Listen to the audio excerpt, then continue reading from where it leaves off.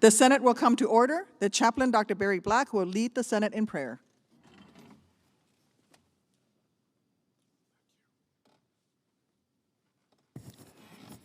Let us pray.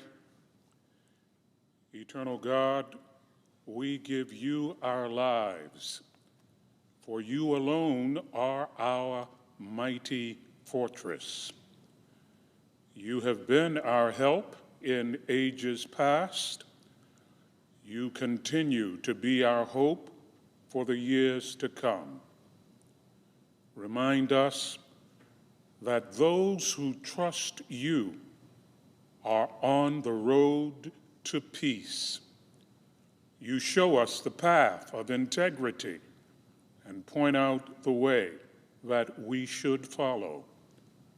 Lord, continue to lead our lawmakers by your truth, for you are the God who sustains them. May they find delight in the knowledge of your holiness, so that their lives will glorify you. Guide them as they seek to find common ground. We pray in your great name. Amen. Please join me in reciting the Pledge of Allegiance to the flag.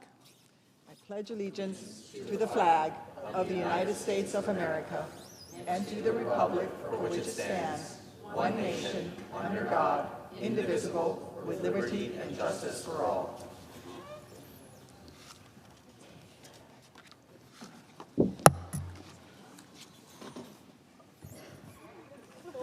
The clerk will read a communication to the Senate. Washington, D.C., December 2nd, 2024. To the Senate, under the provisions of Rule 1, Paragraph 3 of the Standing Rules of the Senate, I hereby appoint the Honorable Tammy Duckworth, a senator from the state of Illinois, to perform the duties of the chair. Signed, Patty Murray, President pro tempore. Under the previous order, the leadership time is reserved. Morning business is closed. Under the previous order, the Senate will proceed to executive session to resume consideration of the following nomination, which the clerk will report. Nomination, the judiciary, Anne Huang of California, to be United States District Judge for the Central District of California.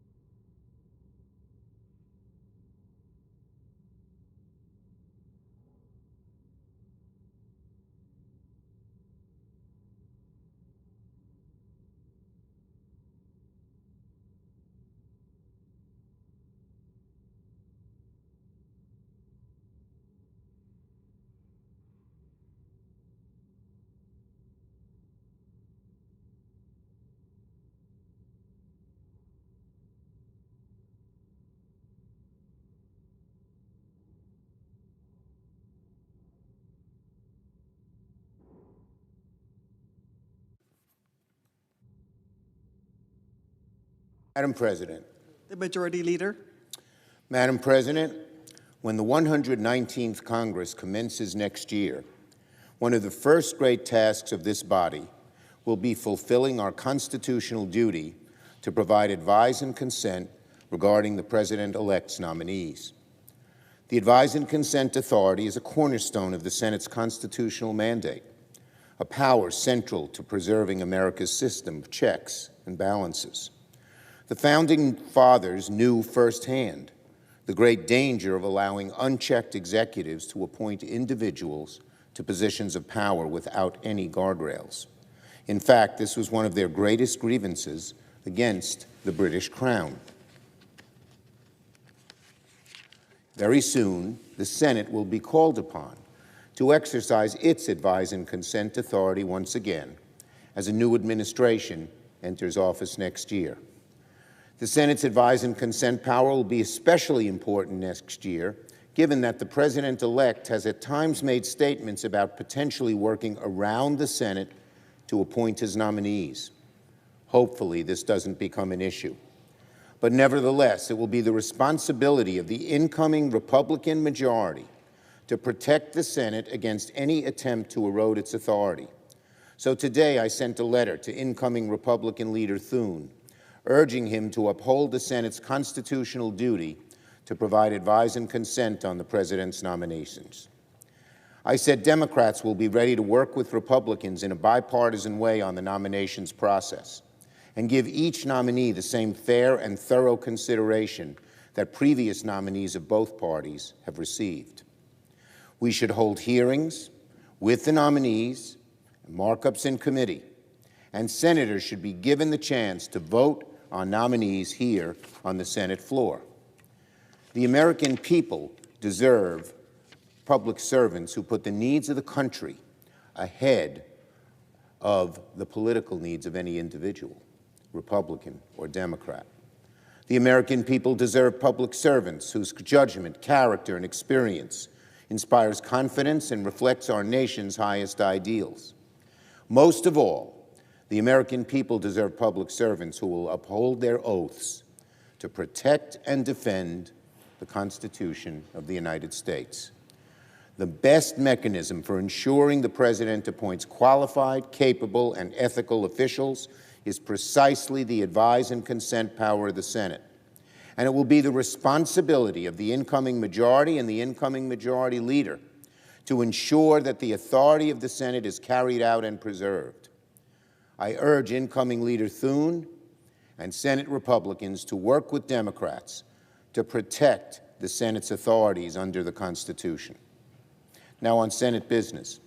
We're at the beginning of what will be a very busy December. There's a lot the Senate has to do, both on the nominations and the legislative side, and not a lot of time to do them. Let me begin with the nominations. We're picking up where we left off before Thanksgiving, confirming more of the President's nominees to the bench and to federal agencies of great importance to the American people. Later this afternoon, the Senate will vote to confirm the nomination of Anne Wang to be District Judge for the Central District of California. As the week progresses, members should be advised we will aim to hold additional confirmation votes on the nominees that we invoke cloture on before the Thanksgiving break. We hope to move to them as soon as possible. On the legislative side, the Senate also has a handful of priorities we must deal with before the year is out. The annual Defense Authorization Bill, the NDAA, and the legislation to prevent a shutdown right before Christmas. On government funding, both sides are making progress negotiating on a bill that can pass the House and Senate with bipartisan support. We need to keep divisive and unnecessary provisions out of any government funding extension, or else it will get harder to pass a CR in time. For now, I'm pleased negotiations are on the right track, and I thank the appropriators in both chambers for their good work. Now, on the NDAA, I'm hopeful that we're close to beginning the process of moving a bipartisan bill through both chambers. The NDAA has been passed without fail for decades with the cooperation from both sides, and I hope this year is no exception. Few priorities matter more than providing for our national defense and taking care of our troops in uniform and their families. Finally, Senate Democrats will keep pushing to finish work on a disaster aid package to replenish the many relief programs that are dangerously low on resources. The President sent us his request last month and spelled out in very clear detail of the disastrous consequences should Congress fail to act. I remain hopeful we can get a disaster package done soon. National disasters affect red states and blue states and purple states and everything in between. We have a long tradition in this chamber of coming together when it comes to disaster aid, with very few exceptions. We should come together again at the end of the year to get disaster aid done, or we may not be ready to respond the next time Mother Nature wreaks havoc in our communities. And finally, on snowfall in western New York and upstate. First, let me say my team is monitoring the heavy lake effect snowfall that has pummeled western New York, just as New Yorkers were driving home from Thanksgiving. There are numerous reports of people left stranded in their cars, facing terrifying conditions and utter chaos on the road. In at least one instance, first responders saved the lives of one couple trapped on the road in the middle of the snowstorm. The governor has issued a state of emergency for a number of local counties, and I urge everyone impacted by the snowfall to follow local guidelines and stay off the road as much as they can. There's more heavy snowfall on the way. But amidst all the snow, Madam President, there was one happy element. Last night, all of America got to witness the beauty of Buffalo on national television, seeing the Buffalo Bills clinch the AFC East Championship amidst a deluge of snow. What happened in Orchard Park was out of a storybook, a snow globe game for the ages. Despite frigid temperatures, mounds of snow, and a tough opponent, the Buffalo Bills came out with a huge 35-10 victory over the 49ers. It was an amazing game to watch. I watched the whole thing. Josh Allen did it all. He set the franchise record for the most total touchdowns and became the first quarterback ever to throw a touchdown, run for a touchdown, and catch a touchdown in the same game. An unthinkable hat trick. How impressive is that? And of course, as always, the Bills Mafia was out in full force, supporting the team, shoveling snow to get to their seats, and cheering even in the harshest conditions. They continue to show why the Bills Mafia is the most passionate and most loyal fan base in the league. Now, with their 5th straight division title, it's clear the Buffalo Bills are truly the beast of the East. So I only have 2 words to say. Go Bills. I yield the floor and note the absence of a quorum. The clerk will call the roll. Ms. Baldwin.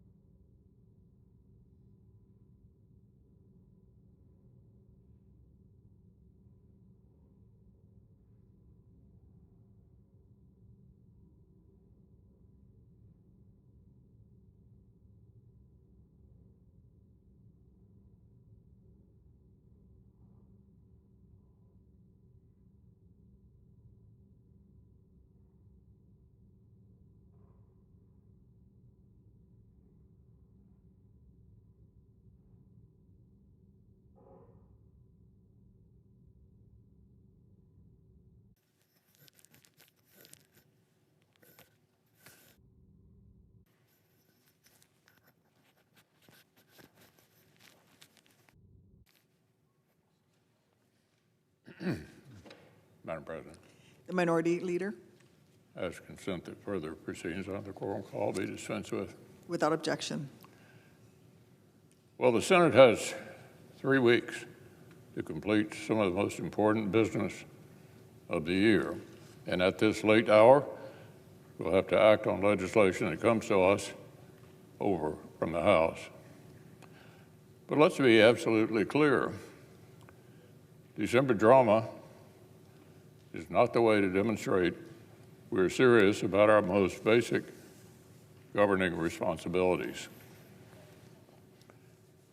With the exception of urgent supplemental assistance to states and communities hit hard by natural disasters in recent months, essential and predictable annual assignments like the NDAA and government funding are now well overdue.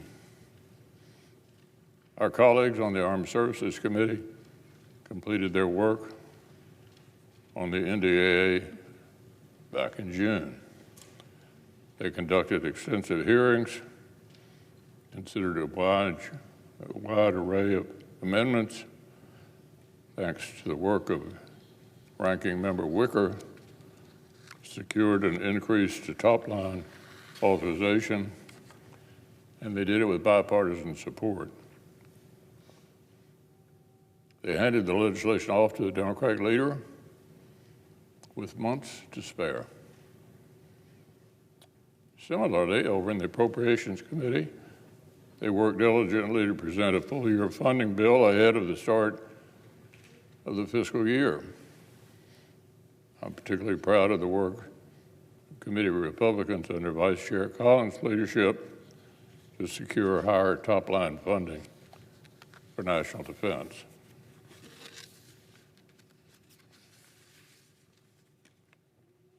The most important power in the Senate is the power to set our agenda.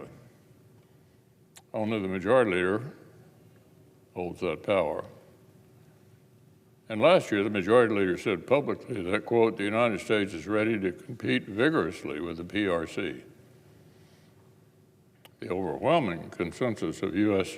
national security experts contradicts that view.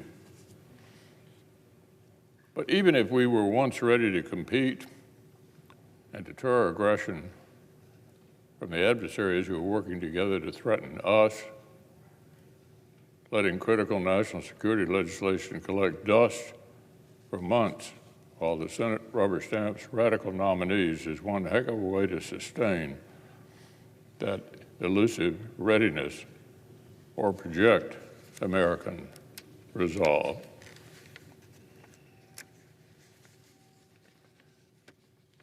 The full Senate was denied a chance to work its will on the NDAA.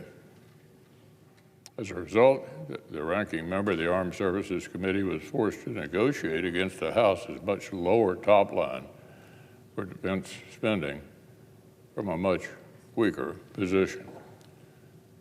The same is true for defense appropriations and Vice Chair Collins' efforts. As Ranking Member Wicker has pointed out repeatedly, we've got a lot of work to do to repair America's military and rebuild our defense industrial base. And finishing urgent business in December certainly is no cause for celebration. It'll be just the end of an utterly avoidable delay. Now, on another matter, just before Thanksgiving, the Senate reached a deal on judicial nominees. Republicans would forego our available procedural roadblocks on the remaining nominations to district courts, which have the votes to be confirmed. In exchange, the Democratic leader wouldn't bring any of the remaining nominations to circuit courts to the floor because they don't have the votes to be confirmed. As a result, President Biden is getting around a dozen more district judges, and the next president will get 4 more circuits to fill. At least, I expect he will, We've already seen two partisan Democrat district judges, quote, unretire, end quote, after the American people voted to fire Democrats last month. This is noteworthy. Looking to our history, only two judges have ever unretired after a presidential election. One Democrat in 2004 and one Republican in 2009. But now, in just a matter of weeks, Democrats have already met that all-time record. It's hard to conclude that this is anything other than open partisanship. They roll the dice that a Democrat could replace them, and now he won't. They're changing their plans to keep a Republican from doing it. It's a brazen admission, and the incoming administration would be wise to explore all available recusal options with these judges, because it's clear now that they have a political finger on the scale. This sort of partisan behavior undermines the integrity of the judiciary. It exposes bold Democrat blue where there should only be black robes. But it would be essentially alarming if either of the two circuit judges whose announced retirements created these vacancies currently pending before the Senate in Tennessee and in North Carolina were actually to follow suit. Never before has a circuit judge unretired after a presidential election. It's literally unprecedented. And to create such a precedent would fly in the face of rare bipartisan compromise on the disposition of these vacancies. It was no surprise to hear the New York Times bemoan the deal, but its editorial didn't doubt that these vacancies now properly belong to the next president. To borrow from President Obama, elections have consequences. But these consequences are for the political branches of government, for sitting judges to change their announced retirement plans because of the presidential election results, or the Senate executive calendar puts them in 3 zip codes away from their proper judicial role. If these circuit judges unretire because they don't like who won the election, I can only assume they will face significant ethics complaints based on Canons 2 and 5 of the Code of Conduct of U.S. Judges, followed by serial recusal demands from the Department of Justice.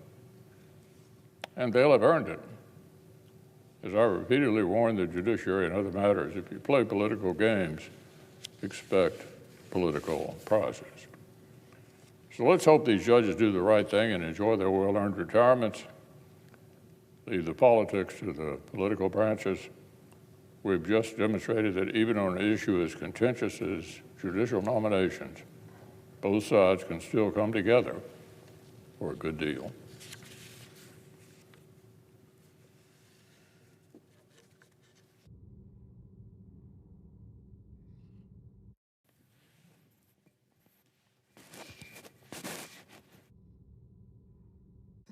Madam President. The senior senator from Illinois. Madam President, as chairman of the Senate Judiciary Committee, the filling of judicial vacancies has been the focal point of my political attention now for 4 years.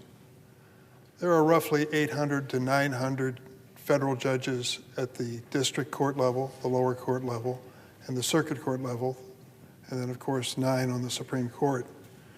Filling those vacancies is part of our responsibility. People decide to retire. They pass away for various reasons. They leave the bench, and we need to make sure the courts still have people to do their professional job.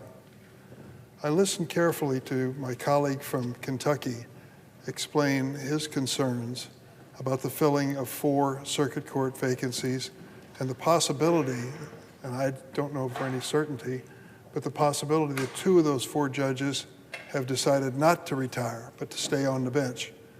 And he raises a question about whether that's fair.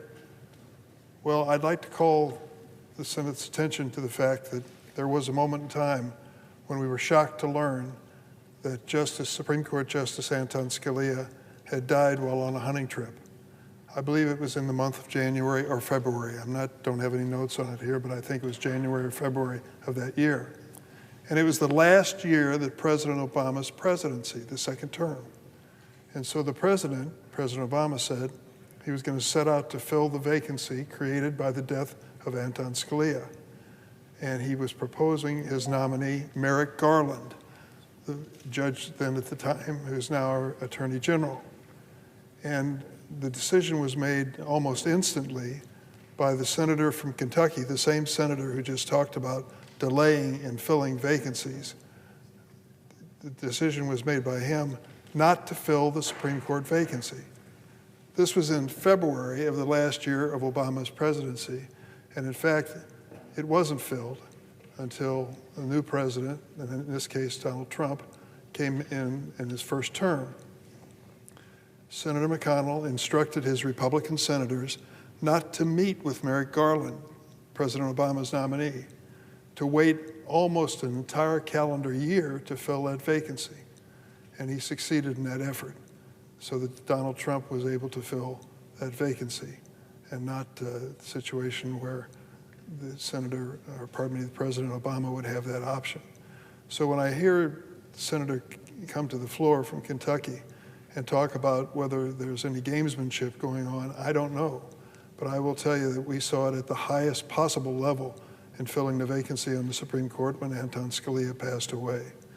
I think what the American people are looking for is fair play. That's not unreasonable. And they're looking for qualified nominees. I'm happy to report that well over 50% of the nominees that have gone through under the Biden administration for the federal courts have been bipartisan. I'm going to check on the exact number and enter into the record at this point, but it's a dramatic majority that have been bipartisan. And every single federal nominee from President Biden has been judged well qualified or better by the American Bar Association. That was not the case under previous administration of President Trump. And it makes a difference whether a person has the quality, background, and the integrity to serve on the court. So I'm proud of what we've achieved, and I hope we can close the year with an understanding that even more will be filling the vacancies on the bench. Madam President, my major reason for coming to the floor, in addition to that important topic, is to discuss an issue which I have been bringing to the attention of the Senate for some time. Predatory higher education schools that are deceiving and swindling students and burying them in mountains of debt. Many of the students in high school looking for a college don't realize that there are several different categories of schools that are available. Some of their families have never had a college experience. For the young people, it's the first one in the family to try it. And they're deluged with all sorts of brochures and advertising for schools. The ones who send the most advertising and even show up on television and other places are the for-profit schools. These are schools that are not public and private universities, not-for-profit operations. They are for-profit. They are called for-profit, and they enroll 8% of all American college students. Remember that number, 8% of American college students go to for-profit schools. They account for those 8%, they account for 30% of all federal student loan defaults. Almost 4 times the number of defaults as the average college student. Why would those students going to for-profit colleges and universities default on their student loans at such a dramatically higher rate than the average college student? They do because they're getting worthless diplomas from too many worthless schools. Let me tell you the story of one constituent of mine and what happened to her. Jacqueline is from Carlisle, Illinois, small town down in southern Illinois, and she was lured into attending a now defunct for-profit college known as Brooks Institute. It really has changed her life, what happened to her next. She dreamed of being a photographer. That was her goal. She thought someday she could work for the Smithsonian Institution, which is just outside our doorway. And so she applied to college, and she carefully laid out the pros and cons of attending each and every school. On her list was Brooks Institute in Santa Barbara, California, and it sounded like a perfect fit. Brooks sent her dozens of beautiful glossy brochures with lists of its partner employers. It boasted about its 10% acceptance rate at its school and its career services department that placed 89% of graduates. There was one thing that held Jacqueline back: the price tag, $50,000 for Brooks Institute in Santa Barbara, California, to teach her how to be a professional photographer. She called and discussed it with the counselors at the school. The admissions office reassured her that Brooks graduates earned a starting salary of $50,000, that salaries actually went up from there, and that Jacqueline easily would be able to pay off her loans within just a few years. Well, she was convinced. She signed up. She soon learned that Brooks Institute of California was spewing lie after lie. Brooks inflated their graduation rates, exaggerated their job placement rates and starting salaries, and had no connections to the employers listed in their brochures. It was a classic case of bait and switch. The cost of Brooks also was significantly higher than $50,000.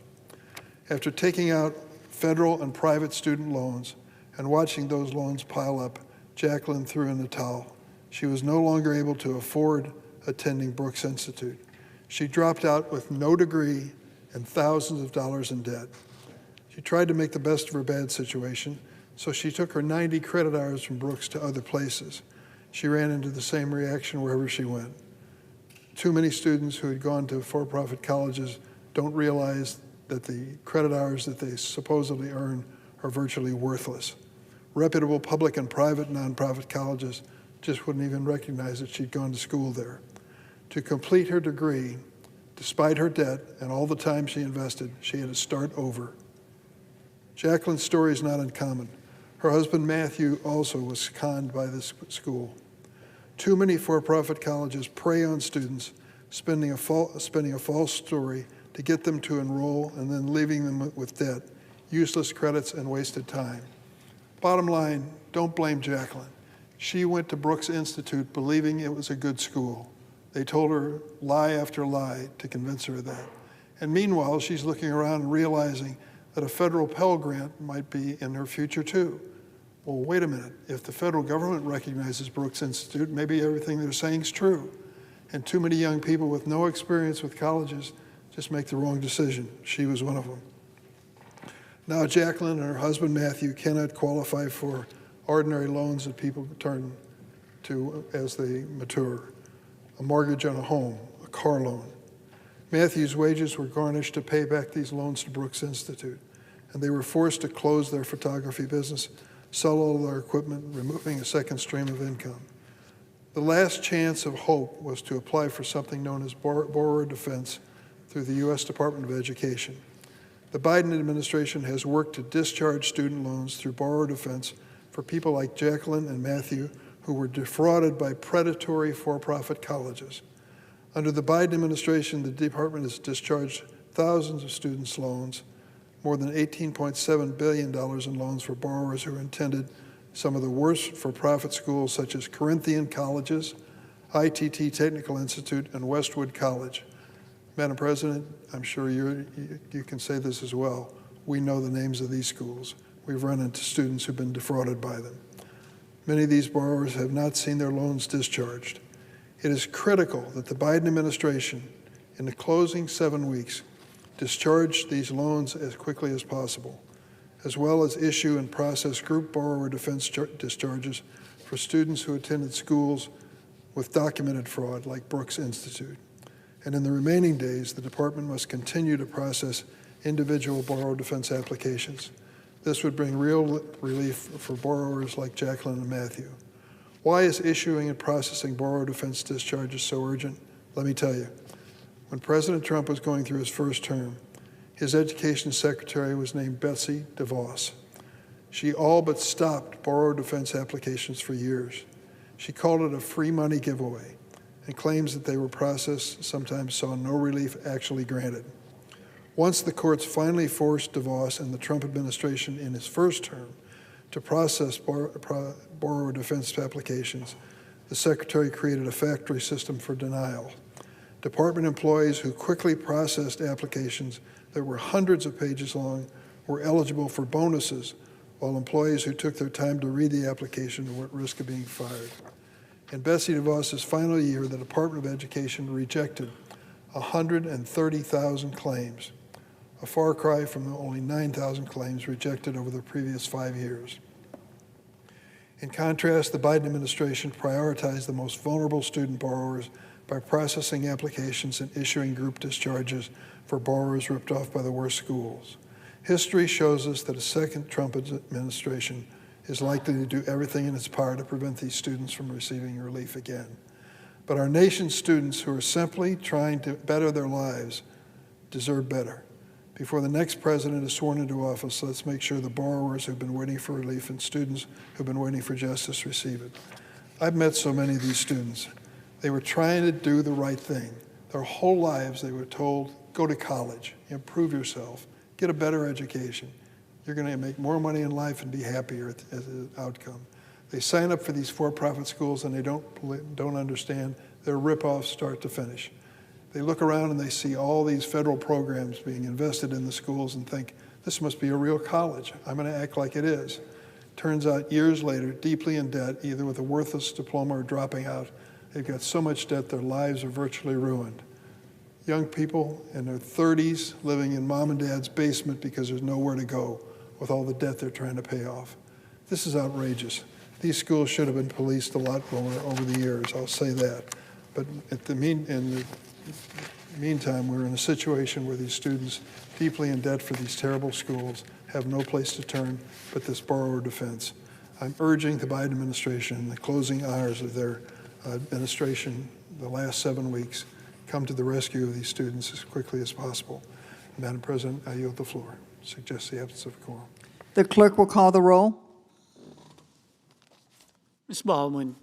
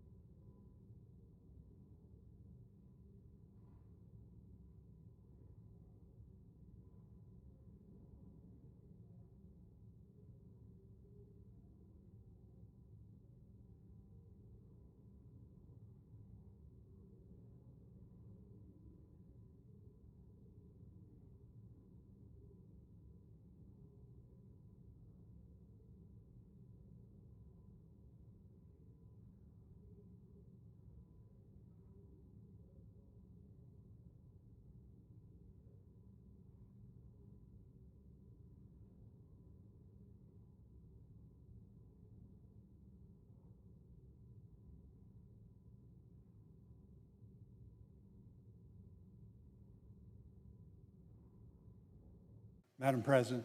Senator from Arkansas. Thank you, Madam President. We are in a quorum. I ask permission that the quorum call be vitiated. Without objection. Thank you, Madam. Our farmers are hurting. Increased input costs, high interest rates, and depressed commodity prices have created dire conditions in rural America. Farmers, lenders, and community leaders in all regions of the country are saying the same thing. Farmers desperately need help. When you look at the numbers, it's clear the pain our farm families are living through. As of the end of November, row crop farmers nationwide are projected to lose more than $29 billion. Corn growers will lose more than $11 billion. Soybean producers will lose $5.7 billion, and wheat farmers will lose more than $5 billion. The numbers aren't better for other commodities. Cotton, sorghum, rice, and peanut producers are ending 2024 with projected average losses over $200 per acre. The reality behind these losses is even more worrisome. For some producers, this is the second or third consecutive year of negative cash flow. This means many farm families are ending 2024 in the red, unable to pay off this year's operating loan, unable to get the loan to farm in 2025, and face the reality of being the next generation to have lost the family farm due to extreme market conditions beyond their control. One Arkansas farmer recently shared that he had the best crop yield of his career, but he's still underwater because commodity prices are well below the cost of production. Even for producers who haven't seen severe losses in 2024, the concern for 2025 continues to escalate as margins are forecast to remain poor. In the last few months, there's been a significant shift in the spirit of our farmers. After years of unprecedented challenges, they are discouraged and pleading for stronger tools to help survive these conditions. Farm groups are sounding the alarm. The American Farm Bureau says there are clear economic warning signs of need in rural America. The Agriculture of Arkansas President, Nathan Reed, described the conditions in the natural state of farmers as facing, quote, virtually impossible to net anything but a significant loss, regardless of crop, yield, or safety net coverage, end quote. The severity of these losses has left many producers questioning if they have a future in farming. Established farmers are hesitant to risk what little equity remains, while young and beginning farmers don't have the capital necessary to survive these conditions.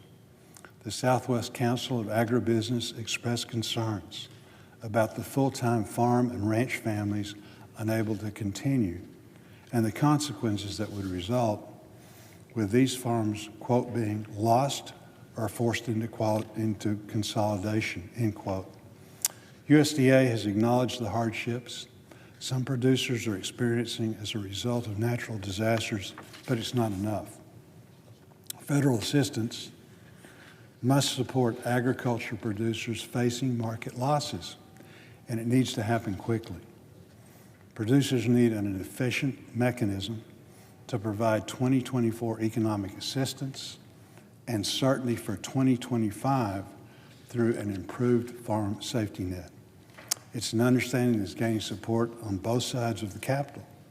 In our Appropriations Committee hearing last month, Senator Hyde-Smith called for robust and swift delivery of emergency assistance to agriculture producers because of adverse market conditions.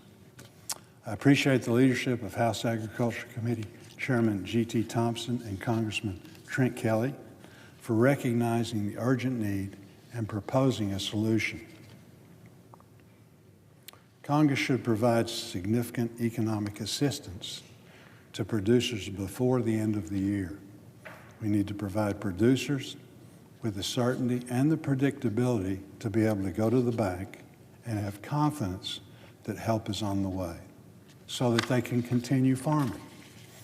In recent meetings with members of the Texas Farm Bureau, Midwest Council on Agriculture, USA Rice, and Arkansas Farm Bureau, who have been growing food and fiber for generations, they are worried about what the banker will say when they go to get credit for the 2025 crop year and what that means to their future in the industry.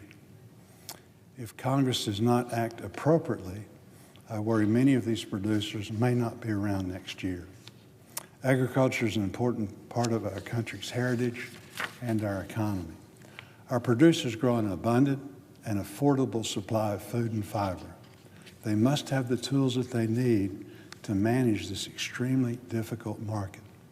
We must help our farmers recover from the sizable losses they realized in 2024 and give them certainty for 2025. This assistance is crucial to the viability of agriculture in the United States. And I yield back.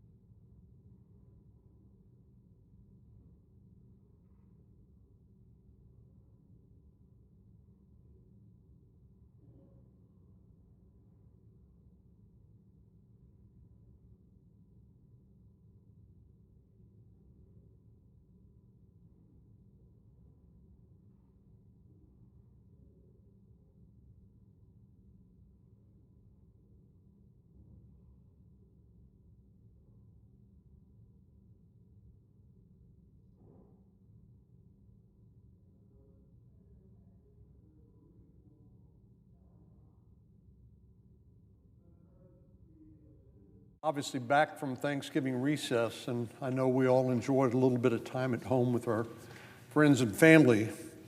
But here we are back with 18 days until the funding for the federal government runs out, and we certainly have our work cut out for us.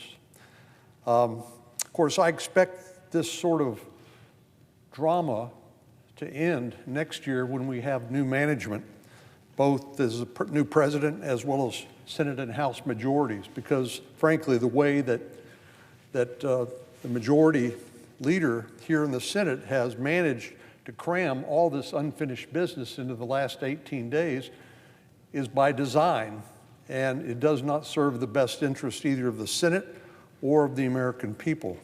This cannot be and will not be the new normal. So before we recess for Christmas, we must extend the Farm Bill, which you just heard from the ranking member, soon to be chairman of the Agriculture Committee on that issue. We need to pass a National Defense Authorization Act bill, something we've done 63 years in a row. And as I mentioned a moment ago, we need to keep the lights on. The U.S. government runs out of money in 18 days. All of these are entirely preventable, and we find ourselves in this uncomfortable and embarrassing situation purely by design. Starting with the Farm Bill, unfortunately, the partisan proposal released by the chair of the Agriculture Committee last month is not what we need in a new Farm Bill. I guess rather than actually do the hard work of sitting down and trying to negotiate a bipartisan Farm Bill, the soon-to-be departing chairman of the Agriculture Committee, the senator from Michigan, just decided to lay down a partisan Farm Bill and blame Republicans for not capitulating, even when she refused to negotiate a bipartisan outcome. But I'm grateful to the ranking member, again, soon to be chairman, Senator Boozman from Arkansas, for continuing to press for a fair, effective farm bill that's actually focused on the American people and farmers and not enshrining a liberal wish list on their way out the door, as our Democratic colleagues seemed determined to try to do. as Senator Bozeman likes to say, we need to put the farm back in the Farm Bill, which are true words. Only about 20% of the Farm Bill actually benefits farmers. The rest of it is nutrition programs and other mandatory spending that is part of this alliance between urban and rural interests, but has produced, frankly, an unworkable process where farmers and our agriculture producers are harmed by the fact that so little of the attention, so little of the policy is actually directed at them and their ability to put food on our tables. Texas is home to more than 230,000 farms and ranches, more than any other state in the country. 1 out of every 7 Texans is in an ag-related job. That's 1 out of every 7 of 30 million people are in an ag-related job in Texas. And of course, the Farm Bill is important for all the reasons you just heard, but primarily because it provides safety net programs and funding for things like crop insurance. Farming is hard work, and you're also dependent on Mother Nature, and sometimes Mother Nature can be pretty cruel through droughts, hurricanes, all sorts of weather conditions that make it impossible to produce a crop. And of course, these are essential lifelines to countless producers. Our ag producers have to borrow the money by and large to plant their seed, to plant their crop and then harvest it and then sell it in order to pay the bank back for the money they just borrowed. And so if they don't have a crop because they have bad weather or hurricane or drought, they don't have the capability to keep going. And fewer of our younger farmers in particular are able to sustain this very, very difficult and challenging life given the exigencies that exist. But this Farm Bill is critical to managing the considerable risks associated with this critical industry.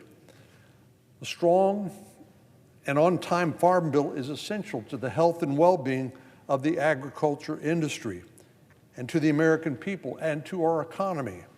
And as I indicated earlier, it's absolutely imperative for Texas. Now, how did we find ourselves without passing the Farm Bill on a timely basis with basically 3 weeks left to go? We know the Farm Bill comes up every 5 years, so there's no surprise.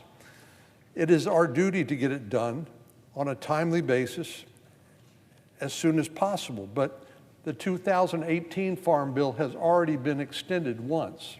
It hasn't been updated to current conditions, frankly, because it hasn't been a priority for the majority leader. Partisan proposals and a complete lack of interest from the majority leader have made this process to pass a new Farm Bill an insult to the hardworking farmers and ranchers in my state and around the country. But of course, the Farm Bill isn't the only last-minute task we have hanging over our head. We need to pass the National Defense Authorization Act. Again, this is not a surprise. We need to do this every year. And now, of all times, is not the time to delay this critical legislation because we are experiencing the most dangerous world since World War II. We're living in one of the most dangerous eras since that, in the last 70 years. China, Russia, Iran, and North Korea are working in concert to undermine the West and the United States in particular. This National Defense Authorization Bill, which we need to take up and pass each year, is designed to ensure that our military has what it needs in order to achieve its missions of today and rise to the challenges of tomorrow. Now is not the time to play hooky on our national defense obligations. Furthermore, this legislation is typically the vehicle we use to ensure that our service members and their families in our all-volunteer military are adequately provided for. In Texas alone, there are roughly 225,000 service members stationed at places like Fort Cavazos, Fort Bliss, and Joint Base San Antonio, just to name a few. The National Defense Authorization Act was completed by the Armed Services Committee in July, more than 4 months ago. So what are we doing here 3 weeks before Christmas? Having to jam this through somehow, some way, without full debate and amendment and deliberation? Well, it's purely by design, because it obviously was not a top priority for the majority leader, or he would have put this on the floor months ago, rather than leave it one of the last things we need to do. Nevertheless, Chairman Reed of the Armed Services Committee, Ranking Member Wicker, and all of our colleagues on the committee have done yeoman's work to put this bill in a shape to consider on the floor, but the majority leaders, by design, made sure that we are unable to do that in a way that will allow all 100 senators to participate in the process. Again, this is the most important thing we have to do to protect the safety and security of the American people, and this bill would go a long way to modernize America's defense and establish deterrence, which is just another way of saying to keep the peace. We have passed the NDAA for 63 years in a row, and it's among the most important jobs we have to do. If we don't get it done by the end of the year, Senator Schumer's legacy as majority leader will be that he broke the 63-year tradition of supporting our military and maintaining peace through strength. Finally, as I started out by saying, the last thing on our list before we head out for Christmas is government funding. The annual appropriations process is designed to move through the appropriations committees, and which it has on a bipartisan basis, and then to reconcile the differences between the House version and the Senate version and get them on the president's desk by the end of September. That was last September. But when that doesn't happen, then we end up passing continuing resolutions, which means we tread water until we can get around to doing something we should have done many months ago. Senator Collins and Senator Murray and everyone on the Appropriations Committee did their job by passing all 12 appropriations bills months ago. Senator Schumer could have, but didn't, schedule these for floor votes months ago. Instead, he chose to leave it for the last 3 weeks, along with everything else we need to do. National security seems to not be a priority. We should have finished all of this work a long time ago, and certainly with plenty of time before Christmas. But what did we do instead? Well, when we were actually here voting, we had show votes. What I mean by a show vote is a vote that has no real merit, that he knows is not going to pass, but was purely designed to try to embarrass other members of the Senate and maybe create a narrative that could be used in the election. Senator Schumer held a series of partisan messaging votes leading up to the election, which he knew would never pass. They were designed solely to force Republican senators to take votes on bogus bills to gain some sort of perceived political messaging advantage. It mattered little to the majority leader that the premise of these votes was false to begin with. We had votes on issues like in vitro fertilization access, which wasn't at risk in the first place. Then Senator Schumer held votes on a tax package that had not gone through the appropriate committee of jurisdiction, the Finance Committee that I sit on, as well as a border bill that did not go through the Judiciary Committee. It hadn't even been considered, neither one, by the Senate committees of jurisdiction, which means, in other words, that they were not ready for prime time. Not one of these votes had input from the broader Senate, nor were they intended to be any sort of good faith effort to actually solve a problem. And the week before Thanksgiving, after the entire month-long recess in October, Senator Schumer kept us here late at night, burning the midnight oil, but none of these votes tackled any of the mountain of work that I've just described.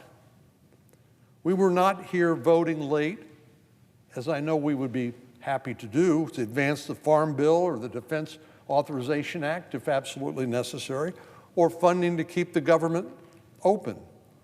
But instead, we were here to confirm partisan nominees to the judicial branch during a lame duck session of the Congress. And if you look at the details of some of these judges' backgrounds, it's an embarrassment that they were ever able to receive a majority of votes in the United States Senate. One of them, Judge Kasubai, has a habit of praising Ibram X. Kendi as an amazing historian and author. Ibram X. Kendi, of course, has equated capitalism with racism. And then there's Judge Suknanun, who served as a board member for a group that vehemently opposed sending police officers to schools in order to prevent school shootings and to maintain safety. Is this really what the United States Senate should be spending its time on? When Texas farmers and our service members have their livelihoods in jeopardy because of an unpassed Defense Authorization Act and a Farm Bill?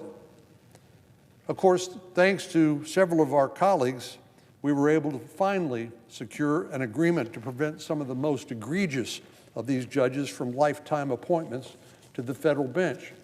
Those will be filled by President Trump starting next year. But if this abuse of Senate floor time to confirm unqualified nominees to the federal bench was not enough, now we awoke to the news that President Biden has shamelessly decided in the final weeks of his presidency to do something he said he would not do, which is to pardon his son Hunter for corrupt business practices and criminal activities. After months of the president, his press secretary, and others in the administration telling the public that, of course, he wouldn't do this, he simply went back on his word. This is blatant corruption and an abuse of the office, and a blatant example by President Biden of him continuing to mislead and lie to the American people. Justice means nothing if it's not applied even-handedly. The notion that someone could be above the law simply because his father happens to be president is an affront to law-abiding citizens. It's a terrible example, because without any accountability for people breaking the law, getting a pass, in other words, there is no deterrent effect or no accountability that teaches our young people and others that, yes, you need to follow the law, and yes, there are consequences if you don't. It's frankly absurd and contrary to all available facts for President Biden to claim that his son was selectively and unfairly prosecuted, especially after a sweetheart deal that was almost struck in his favor. But for the timely and pointed questions of a judge that was asked to pass on a plea deal that ultimately blew up, they would have gotten away with it. And there wouldn't have been any pardon because there wouldn't have been any conviction. No, Hunter Biden was rightfully prosecuted for committing crimes and breaking the law. And it's unfair and selective for this president to single out his son for a pardon, and it sets a horrible example for future administration. So any future administration could simply point back to this and say, well, apparently it's okay for the president to do whatever the president wants to do without regard to the law or the message it sends to the nation or nations around the world. We need to restore respect for the rule of law within the Department of Justice and the FBI and confirm more qualified judges to our courts. But I must say that I'm disappointed and dismayed that Senator Schumer continues to lecture Republicans about the importance of bipartisanship, which he does on a regular basis, while he himself is engaged in a partisan show of procrastination. The people of Texas and of America, for that matter, deserve better. Madam President, I note the absence of a quorum. The clerk will call the roll. Ms. Baldwin.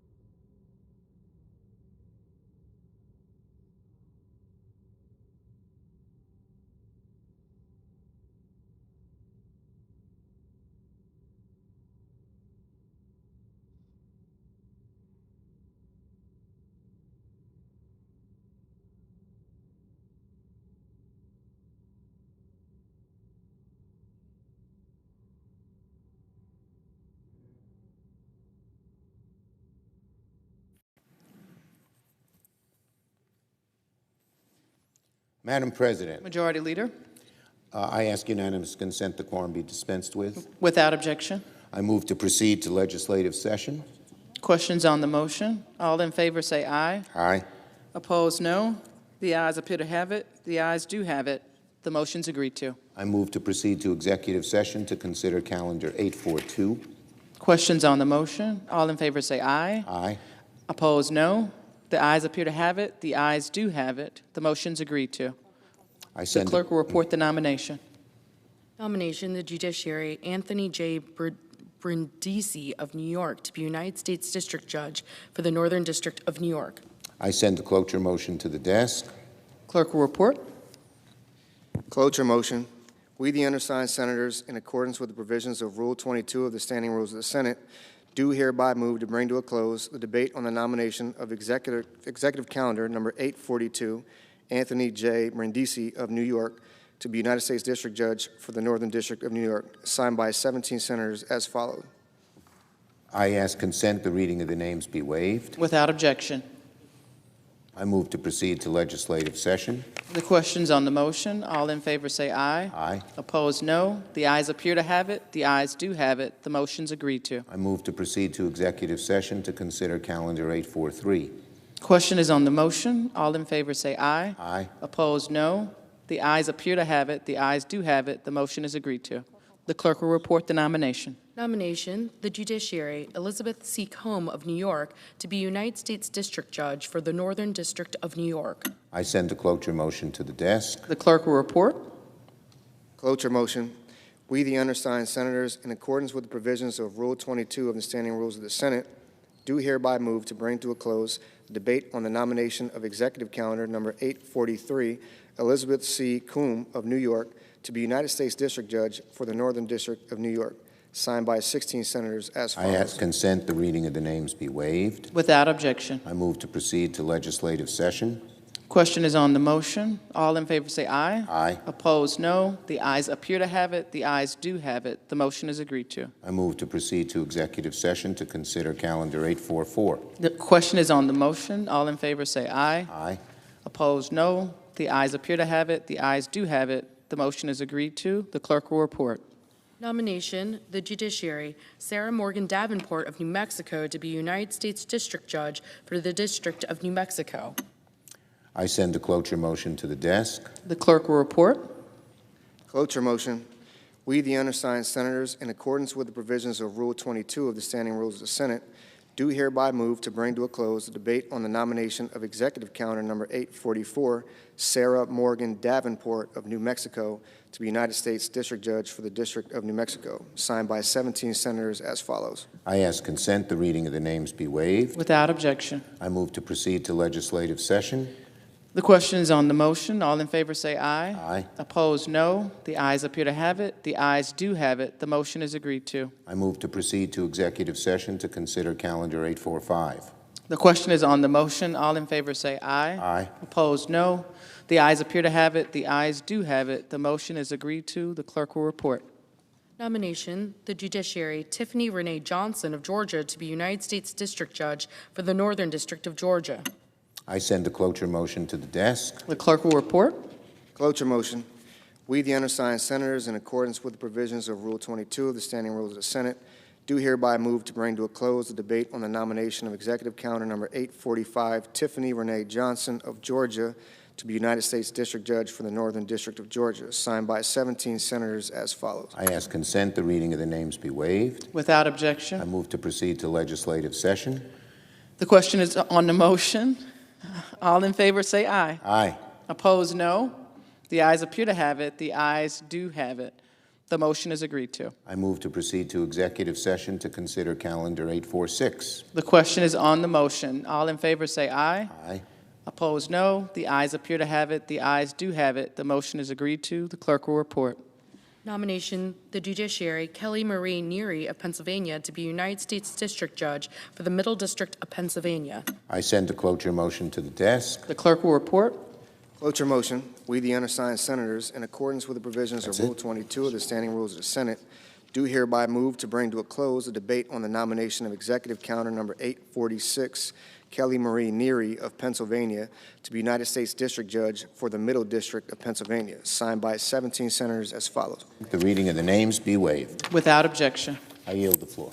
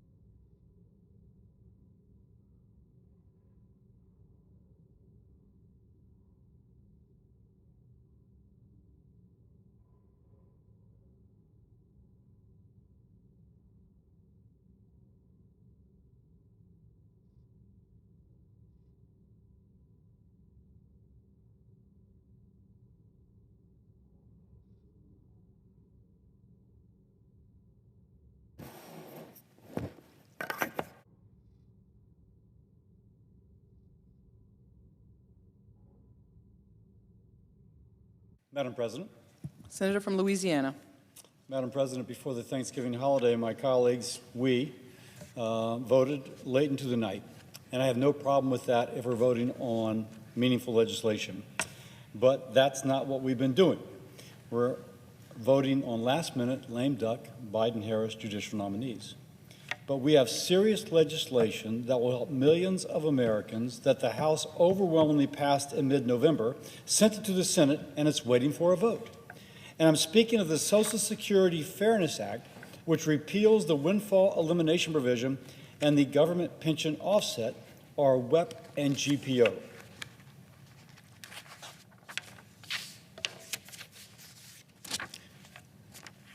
Now, this is something which affects my state in Louisiana, affects the President's state, the President of the Senate state, California. We're particularly affected, but so are others, Texas and Illinois, Massachusetts, Maine, New York, New Jersey, I could go down, both blue states and red states. And it recognizes first that Social Security is a sacred trust between generations, a promise to workers that when they retire, they will not live in poverty. But right now, Social Security's future is in danger. According to the people who run this program, if Social Security does nothing, the Social Security Trust Fund will be busted in 9 years, flat bankrupt. And then there will be an automatic 20 to 24% cut in benefits for everyone receiving social and for those who will receive it in the future. Someone once said, well, won't I be grandfathered in? And she was a female, so I said, I think you mean grandmothered in, but it doesn't matter. No. If you're already on social, you get a 24% cut. So, I will state here, we must save, strengthen, secure Social Security. And I'm pleased to say there's a plan to do so. But one thing what we cannot do as we work to save Social Security is perpetuate an unfairness, an injustice that began decades ago. This unfairness targets people who have dedicated their lives to serving communities and on a state or local level, such as first responders and teachers. So today, we can take a step towards that fairness.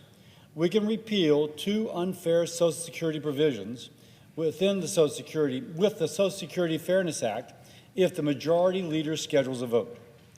WEP and GPO penalizes families, and I've already mentioned, particularly in states like Louisiana, California, Maine, Texas, who have worked a public service job for part of their career with a separate pension from Social Security.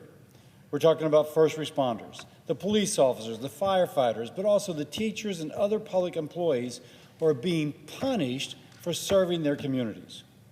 How do we get here?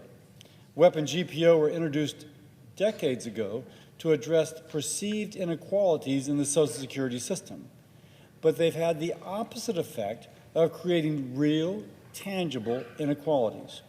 When my firefighters, police officers, and teachers in Louisiana have a second job or a second career or get married, they are being unfairly punished, receiving far less from Social Security than if they had never worked in public service at all. And that's not right. WEP reduces the earned Social Security benefits of individuals who also receive a pension from a non-Social Security covered job. This has resulted in thousands who have paid into the system during their career receiving a significantly reduced Social Security benefit when they retire. GPO reduces earned Social Security spousal or survivor benefits for individuals who also receive a government pension. This prevention can reduce or even eliminate the Social Security benefits that a spouse or widow might have expected and relied upon. Public servant spouses would receive more than if they had never worked at all. Let me repeat that. You have a teacher married to someone who's got a great job. He dies, and she doesn't receive but a fraction of the Social Security benefit that she would have received from her husband's Social Security benefit. As a guy who used to work in a hospital for the uninsured run by the state, I worked with lots of nurses. I consistently hear from the people I worked with and from constituents that they feel like they're being punished for serving community. And that's in Louisiana, but it's for public servants across the country who feel the exact same way. WEP and GPO affect Americans in every single state. And there is no excuse to treat our public servants this way. It should never become law, but we have an opportunity to fix it. In mid-November, the U.S. House of Representatives passed the Social Security Fairness Act. As a longtime original co-sponsor of the Senate version, I've been waiting to proudly vote yes and finally repeal WEP and GPO. Instead, day after day, Senate Democrats have focused their attention on ramming through partisan nominees rather than passing serious legislation. And if it sounds like I'm frustrated, I am. We owe it to every public servant who has taught our kids, protected our streets, run into a burning building, and more to pass this bill. The time for theater is through. It's time to get serious and vote on legislation that matters. I am ready to vote yes on the Social Security Fairness Act and repeal WEP and GPO for people in Louisiana and for Americans across the country. So I call upon the Majority Leader to schedule a vote on the Social Security Fairness Act, and I urge colleagues to join in supporting. With that, I yield.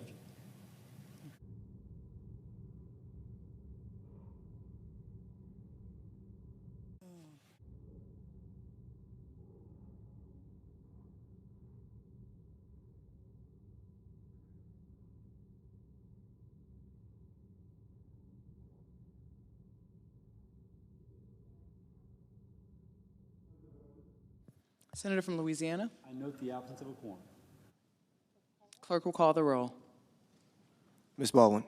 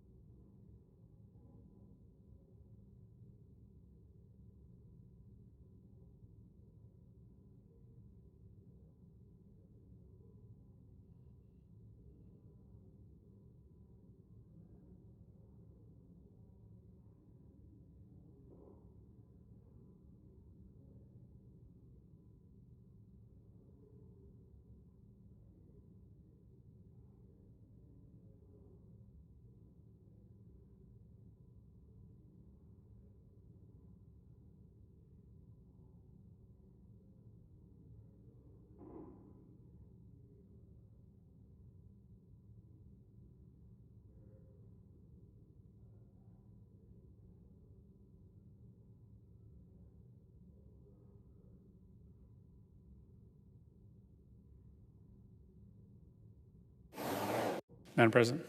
Senator from Connecticut. Madam President, I request that unanimous consent that we vitiate the quorum call, Without objection. and I would ask that the scheduled vote begin immediately. Without objection. Under the previous order, the question occurs on the Huang nomination. Is there a sufficient second? There appears to be. The clerk will call the roll. Ms. Baldwin, Mr. Barrasso, Mr. Bennett, Mrs. Blackburn, Mr. Blumenthal, Mr. Booker, Mr. Bozeman, Mr. Braun, Mrs. Britt, Mr. Brown, Mr. Budd, Ms. Butler.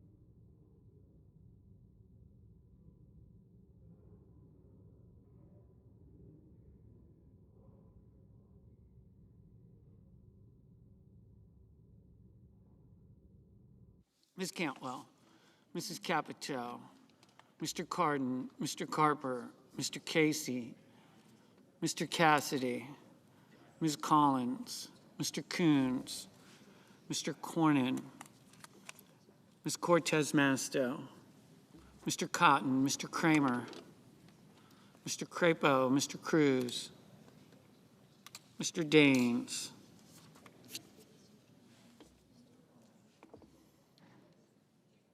Ms. Duckworth, Mr. Durbin, Ms. Ernst, Mr. Fetterman, Mrs. Fisher, Mrs. Gillibrand, Mr. Graham, Mr. Grassley, Mr. Haggerty, Ms. Hassan, Mr. Hawley, Mr. Heinrich, Mr. Helmy, Mr. Hickenlooper, Ms. Hirono, Mr. Hoven, Mrs. Hyde-Smith, Mr. Johnson, Mr. Kane, Mr. Kelly, Mr. Kennedy, Mr. King, Ms. Klobuchar, Mr. Langford, Mr. Lee, Mr. Lujan, Ms. Lummis, Mr. Manchin, Mr. Markey, Mr. Marshall, Mr. McConnell, Mr. Merkley, Mr. Moran, Mr. Mullen, Ms. Murkowski, Mr. Murphy, Mrs. Murray, Mr. Ossoff, Mr. Padilla, Mr. Paul, Mr. Peters, Mr. Reed, Mr. Ricketts, Mr. Risch, Mr. Romney, Ms. Rosen, Mr. Rounds, Mr. Rubio, Mr. Sanders, Mr. Schatz, Mr. Schmidt, Mr. Schumer, Mr. Scott of Florida, Mr. Scott of South Carolina, Mrs. Shaheen, Ms. Sinema, Ms. Smith, Ms. Stabenow, Mr. Sullivan, Mr. Tester, Mr. Thune, Mr. Tillis, Mr. Tuberville, Mr. Van Hollen,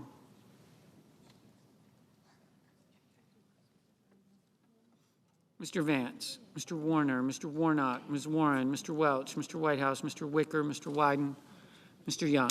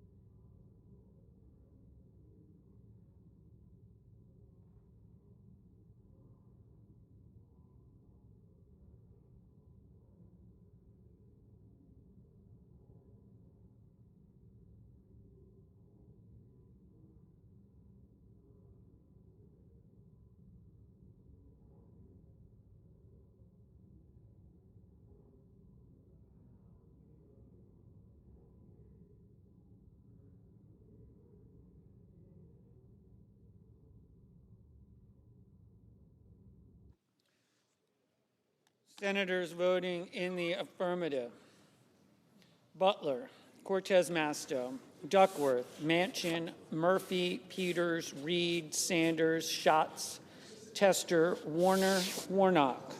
Senators voting in the negative: Blackburn, Cassidy, Cornyn, Crapo, Grassley, Johnson, Kennedy, Langford, McConnell, Paul, Ricketts, Scott of Florida, Scott of South Carolina, Young. Mrs. Fisher, no. Mr. Barrasso, no. Mr. Tillis, no.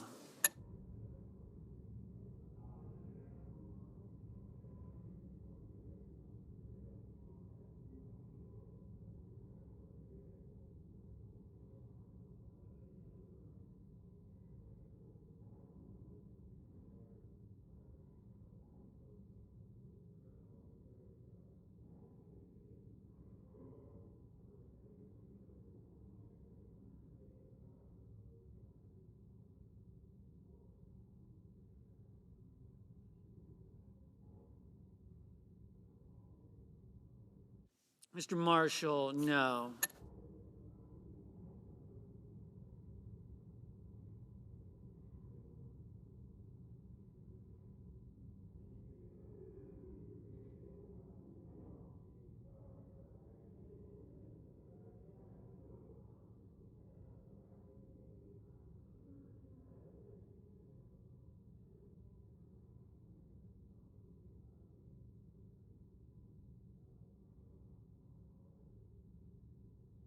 Mrs. Capito, no.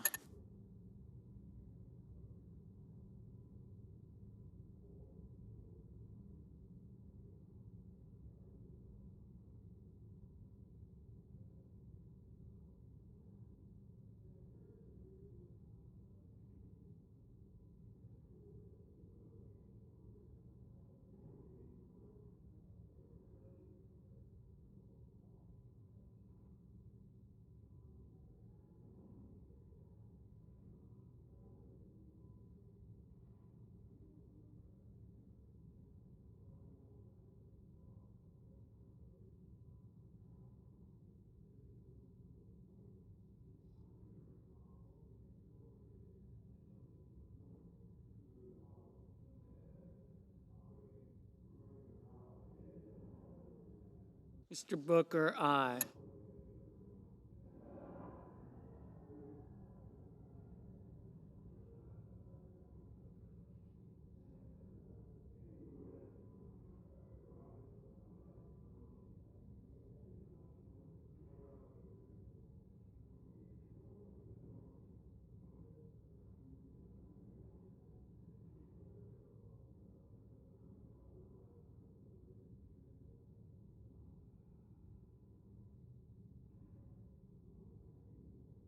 Ms. Baldwin, aye. Mr. Welch, aye. Mr. Wicker, no.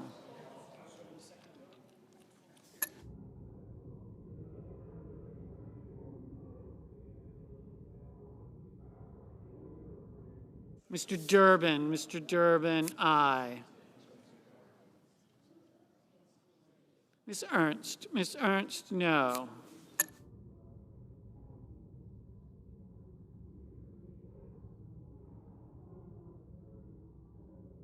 Mr. Schumer, aye.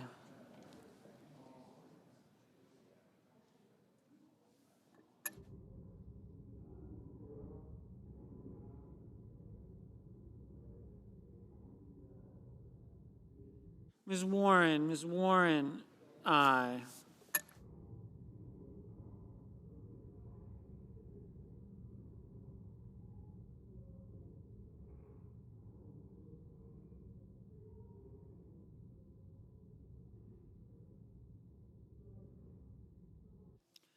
Ms. Klobuchar, aye.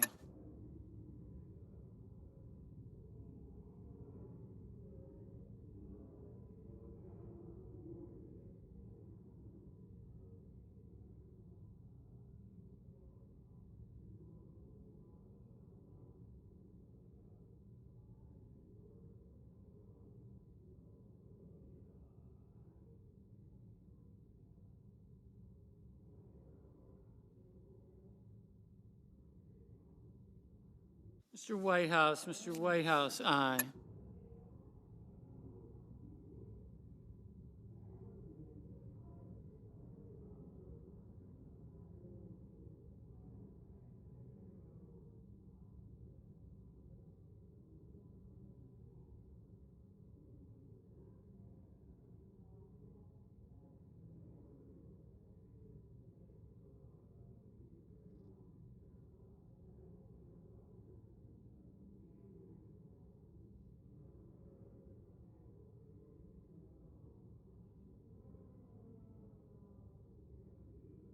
Mr. Mullen, no.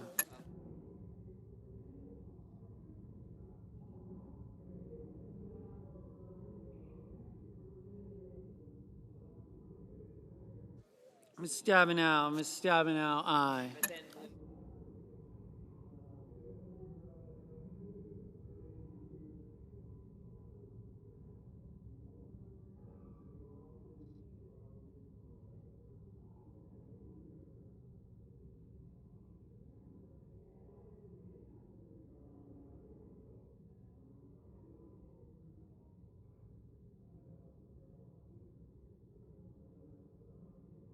Mr. Hickenlooper, aye.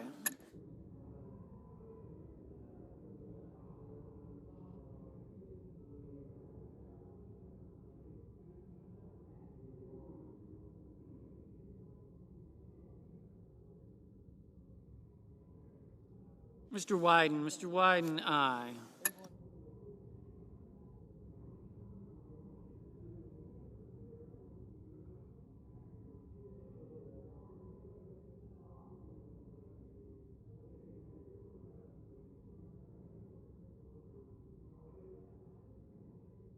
Ms. Hassan, aye. Mr.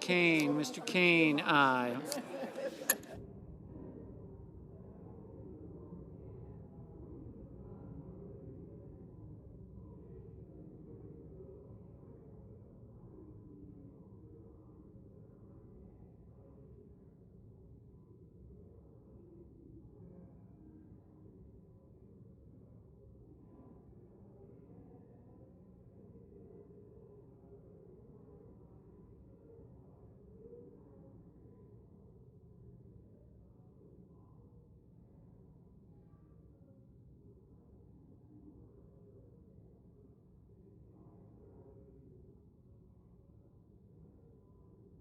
Mr. Heinrich, aye.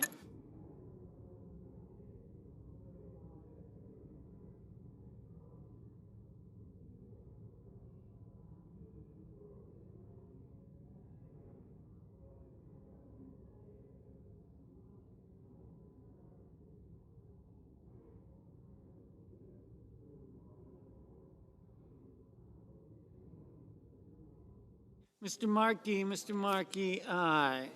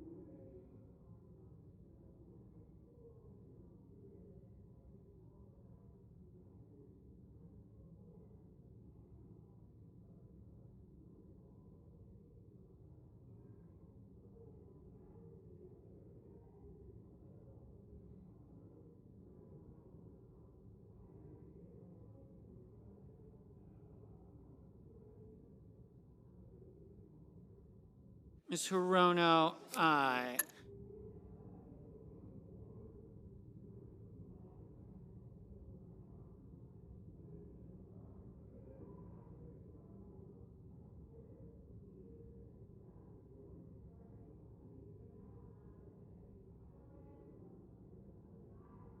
Mrs. Gillibrand, aye. Mr. Lee, no. Mr. Graham, no.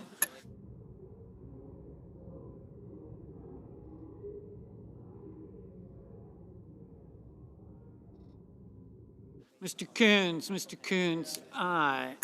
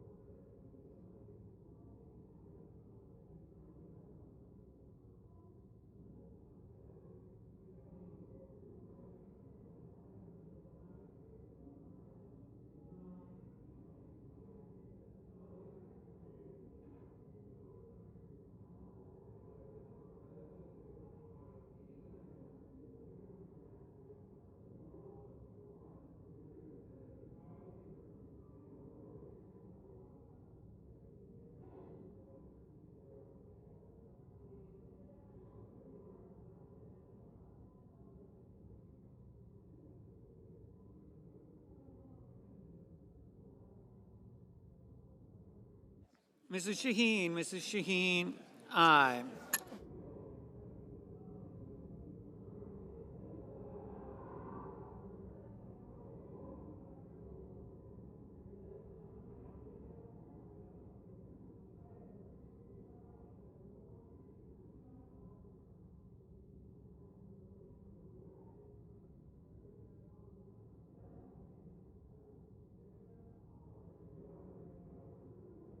Mr.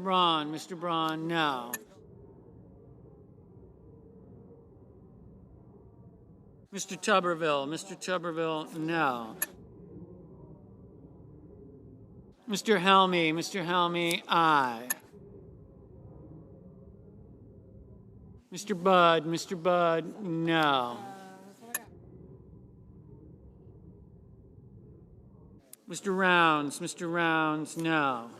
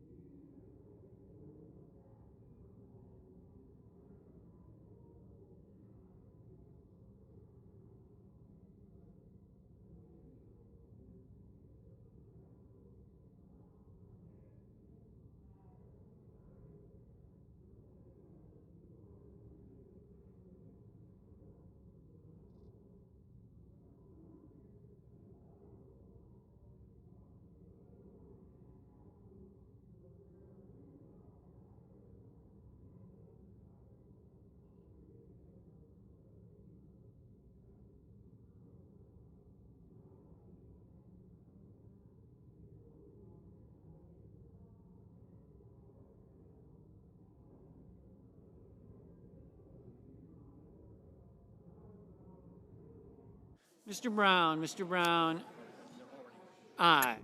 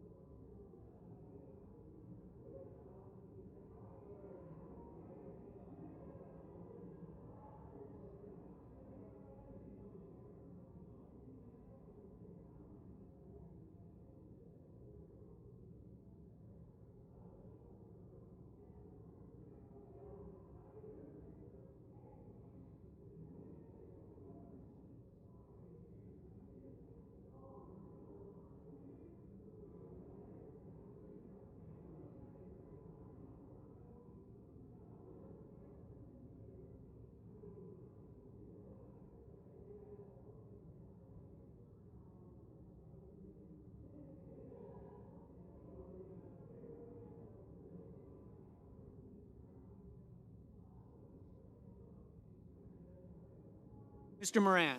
Mr. Moran, no.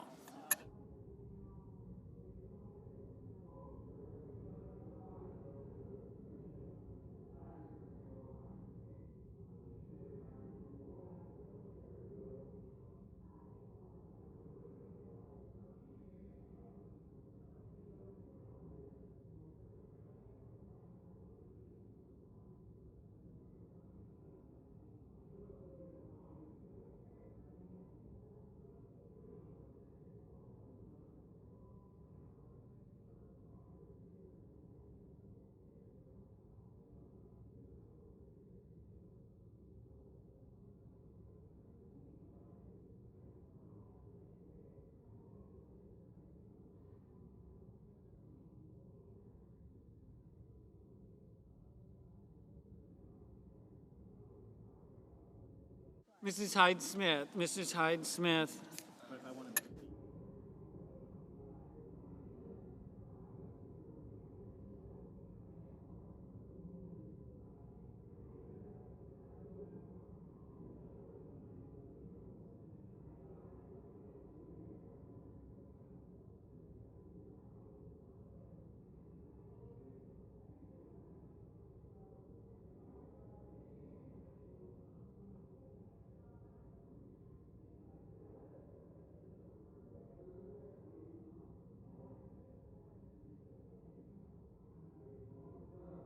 Ms. Collins. Ms. Collins, aye.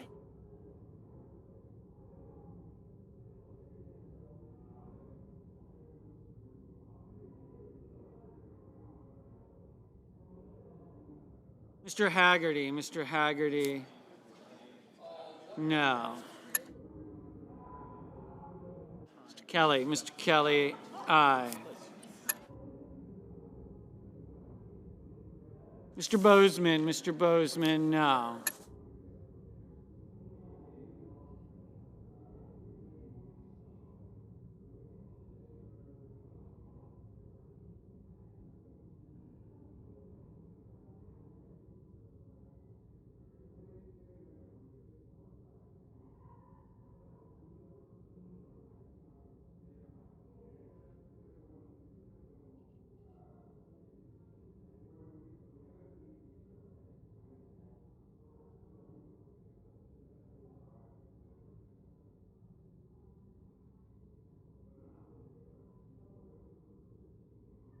Ms. Smith. Ms. Smith, aye.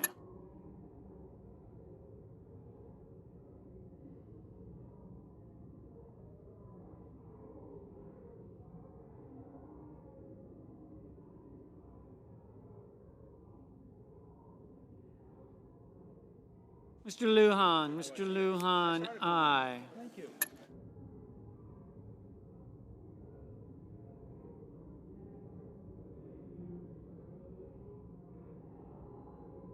Mr. Merkley. Mr. Merkley, aye.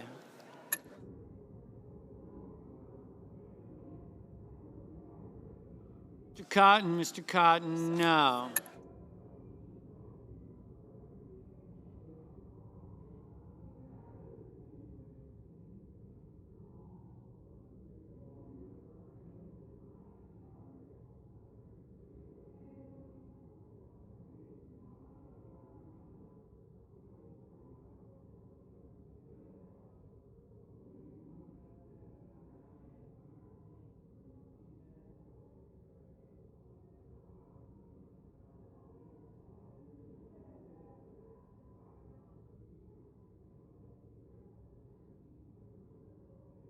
Mr. Padilla. Mr. Padilla, aye.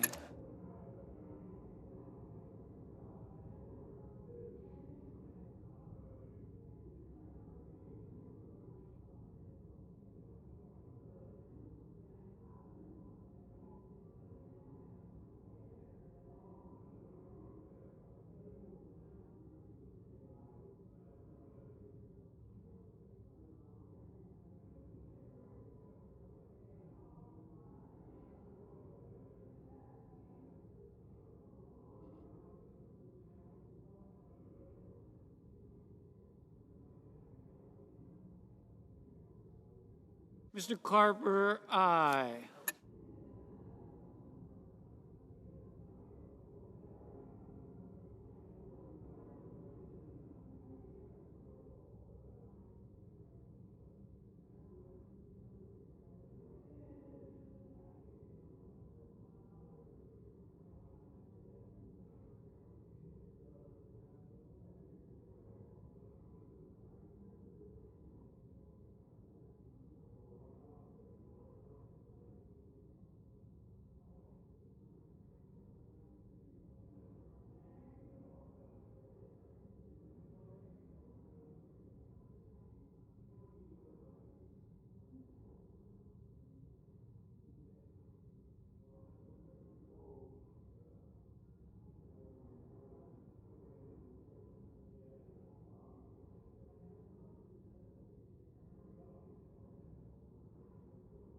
Mr. Schmidt, Mr. Schmidt, no.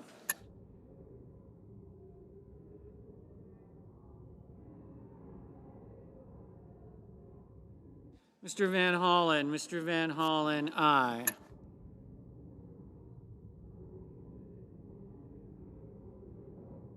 Mr. Cardin, aye.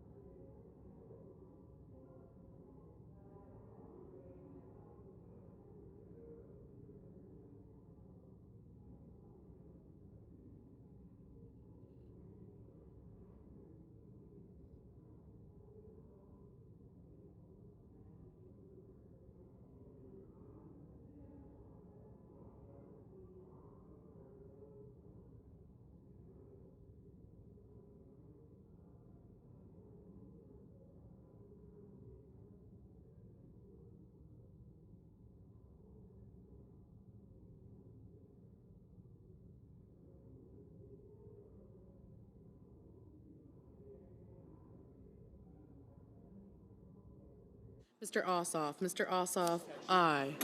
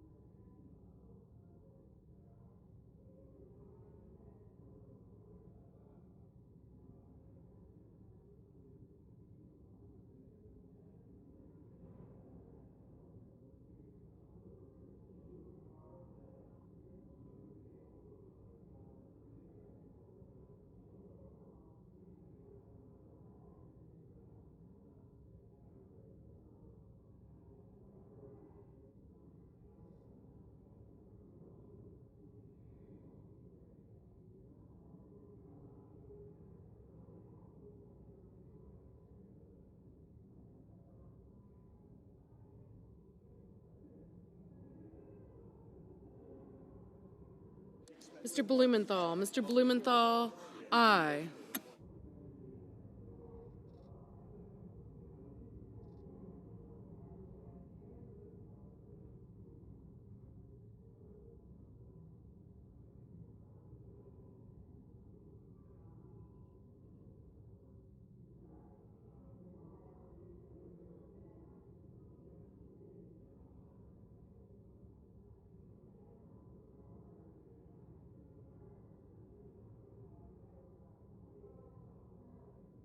Ms. Lummis. Ms. Lummis, no.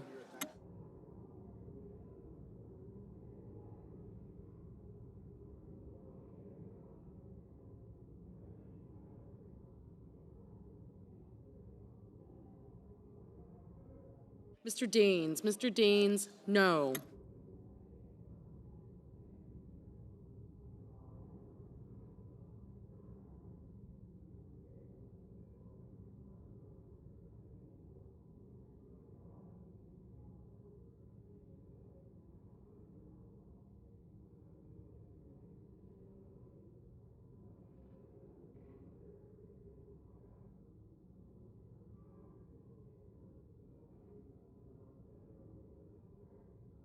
Mr. Cruz. Mr. Cruz, no.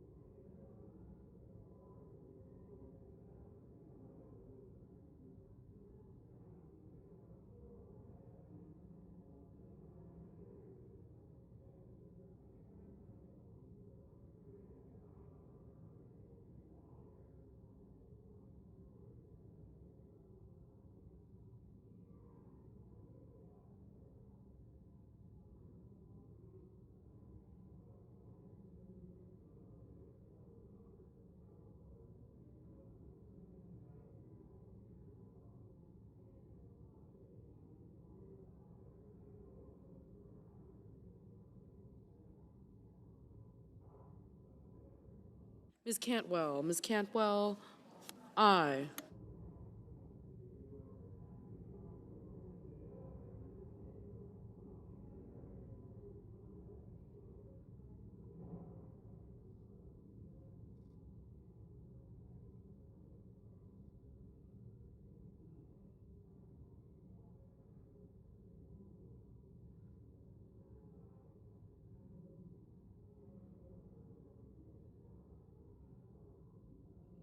Ms. Rosen. Ms. Rosen, aye.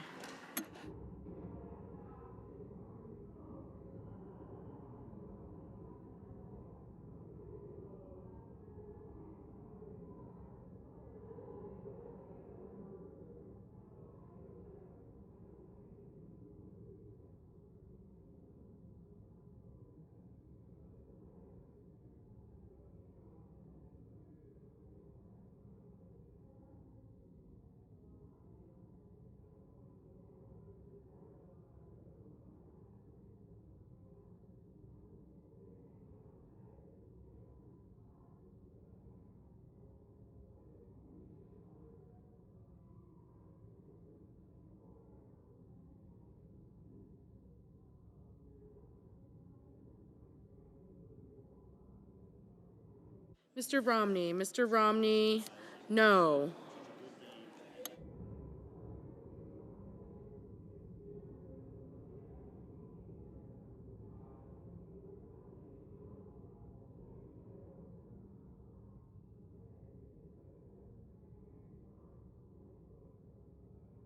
Mr. Bennett. Mr. Bennett, aye.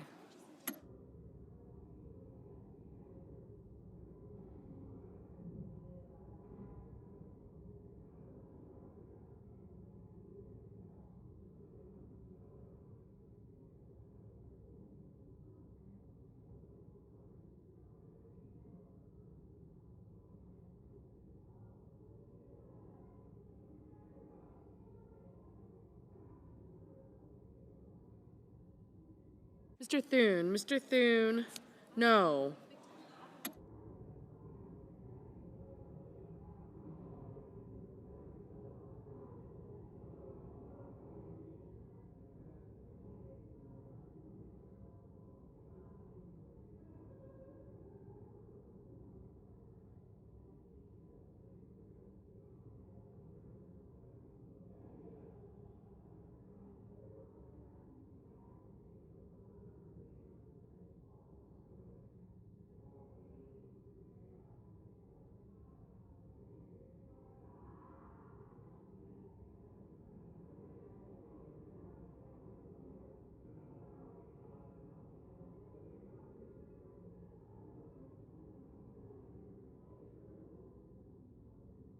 Mr. Casey. Mr. Casey, aye.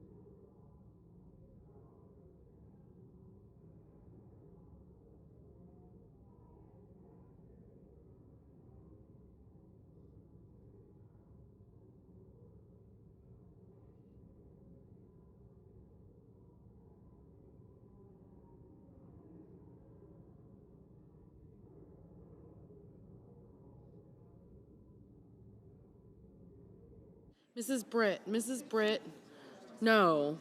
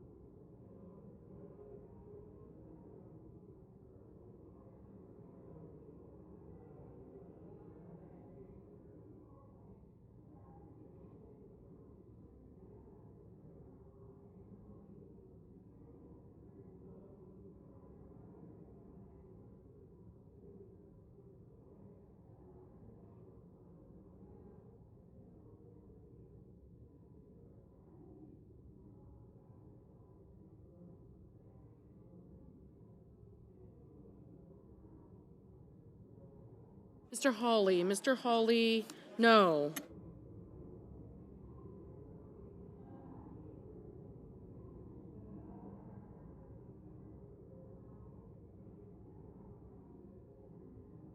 Ms. Murkowski. Ms. Murkowski, no.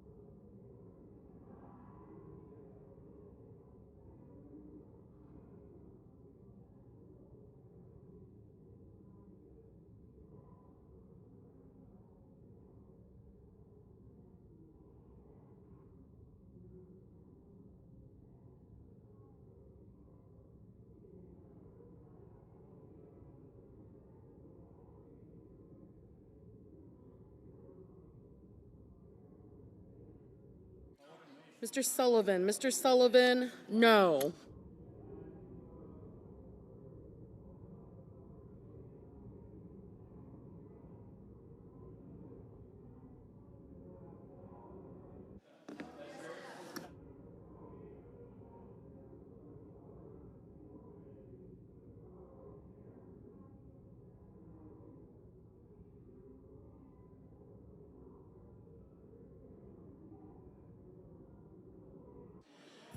The yeas are 48, the noes are 43. The nomination is confirmed.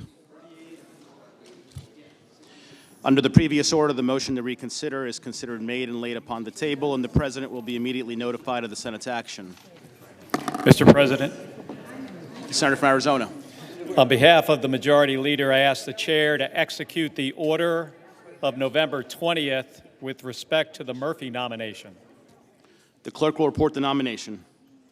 Nomination, the judiciary, Brian Edward Murphy of Massachusetts to be United States District Judge for the District of Massachusetts. The question occurs on the nomination. Is there a sufficient second? There appears to be. The clerk will call the roll. Ms. Baldwin, Mr. Barrasso.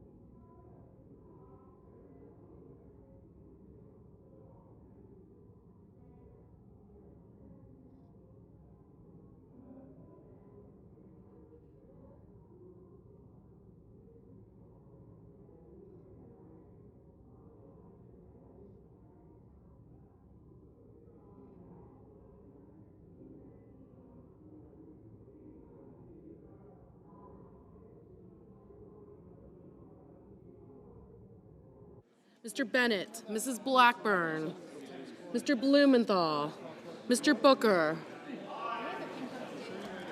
Mr. Bozeman, Mr. Braun,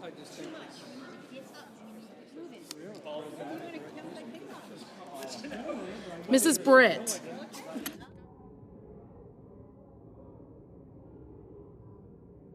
Mr. Brown, Mr. Budd,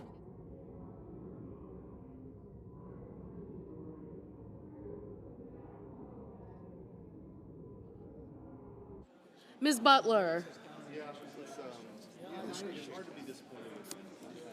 Ms. Cantwell, Mrs. Capito, Mr. Cardin, Mr. Carper, Mr. Casey, Mr. Cassidy,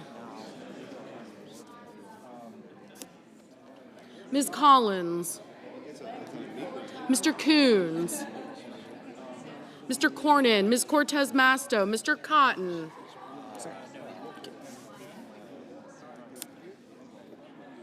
Mr. Kramer, Mr. Crapo, Mr. Cruz, Mr. Daines, Ms. Duckworth, Well, this year they didn't need Mr. Durbin, Ms. Ernst, Mr. Fetterman,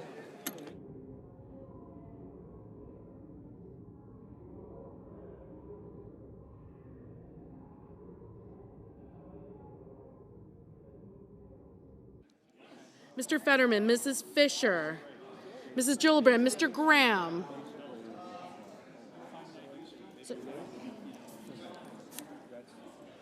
Thank you, sir.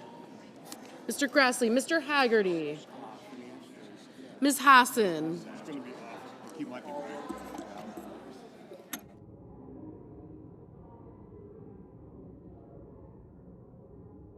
Mr. Heinrich, Mr. Helmy, Mr. Hickenlooper, Ms. Arono,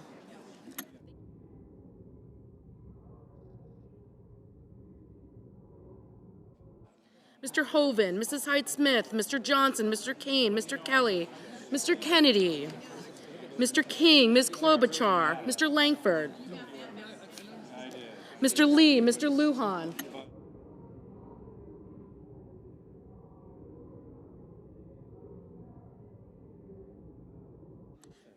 Mr. Lee, Mr. Lujan, Ms. Lummis, Mr. Manchin, Mr. Markey, Mr. Marshall, Mr. McConnell, Mr. Merkley, Mr. Moran, Mr. Mullen, Ms. Murkowski, Mr. Murphy, Mrs. Murray, Mr. Ossoff, Mr. Padilla, Mr. Paul, Mr. Peters, Mr. Reed, Mr. Ricketts, Mr. Risch, Mr. Romney, Ms. Rosen, Mr. Rounds, Mr. Rubio, Mr. Sanders, Mr. Schatz, Mr. Schmidt, Mr. Schumer, Mr. Scott of Florida, Mr. Scott of South Carolina, Mrs. Shaheen, Ms. Sinema, Ms. Smith, Ms. Stabenow, Mr. Sullivan, Mr. Tester, Mr. Thune, Mr. Tillis, Mr. Tuberville, Mr. Van Hollen, Mr. Vance, Mr. Warner, Mr. Warnock, Ms. Warren, Mr. Welch, Mr. Whitehouse, Mr. Wicker, Mr. Wyden, Mr. Young.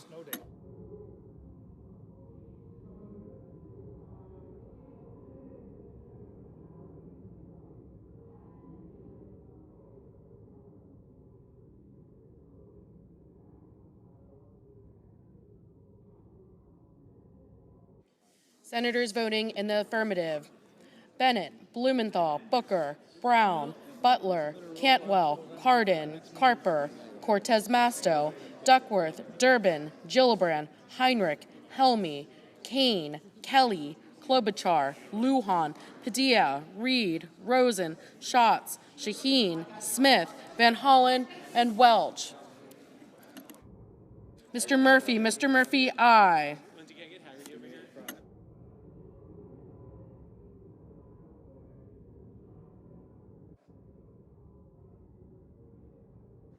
Senators voting in the negative: Barrasso, Bozeman, Braun, Britt, Budd, Capito, Cassidy, Collins, Cornyn, Cotton, Cruz, Fisher, Grassley, Haggerty, Hawley, Hyde-Smith, Johnson, Kennedy, Langford, Lee, Lummis, Marshall, Mullen, Murkowski, Paul, Ricketts, Romney, Rounds, Schmidt, Scott of Florida, Tillis, Tuberville, and Young.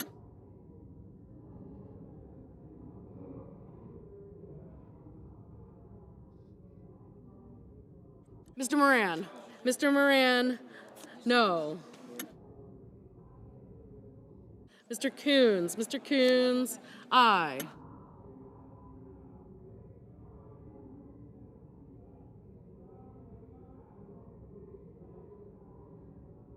Ms. Hassan.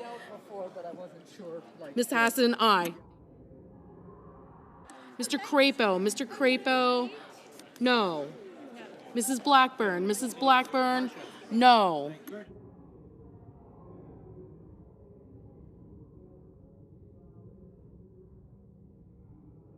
Mr. Wyden. Mr. Wyden, aye.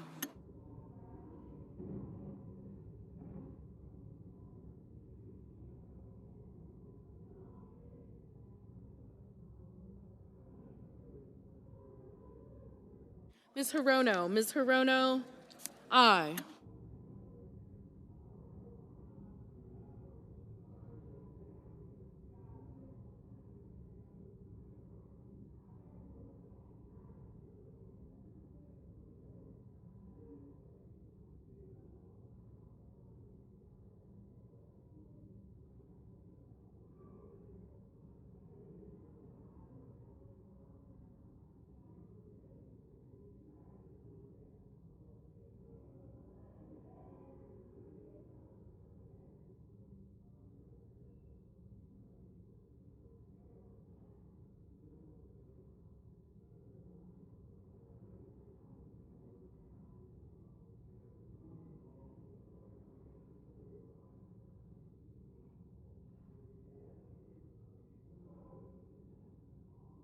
Mr. Markey. Mr. Markey, aye.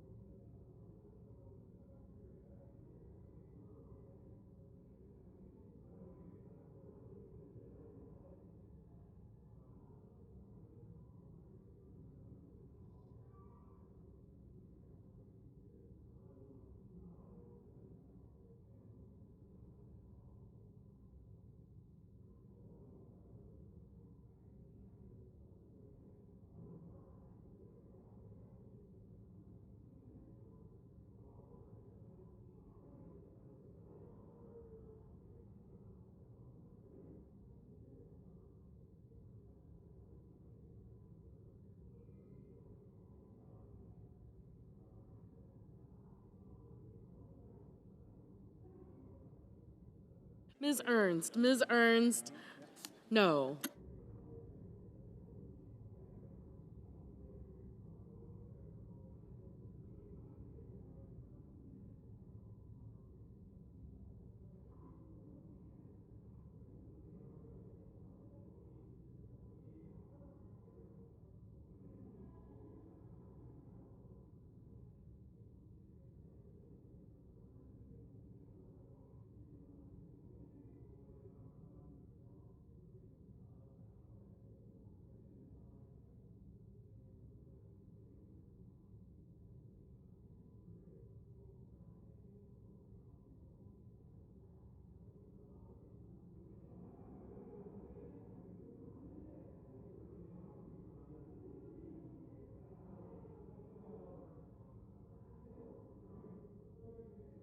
Mr. Whitehouse. Mr. Whitehouse, aye.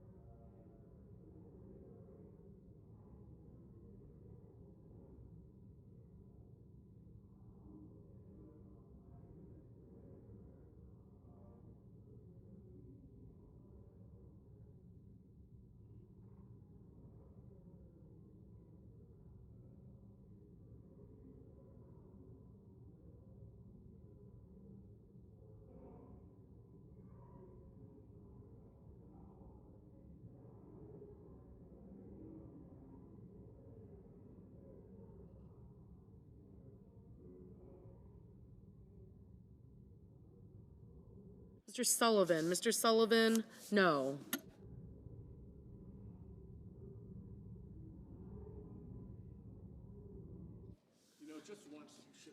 Mr. McConnell? Mr. McConnell, no.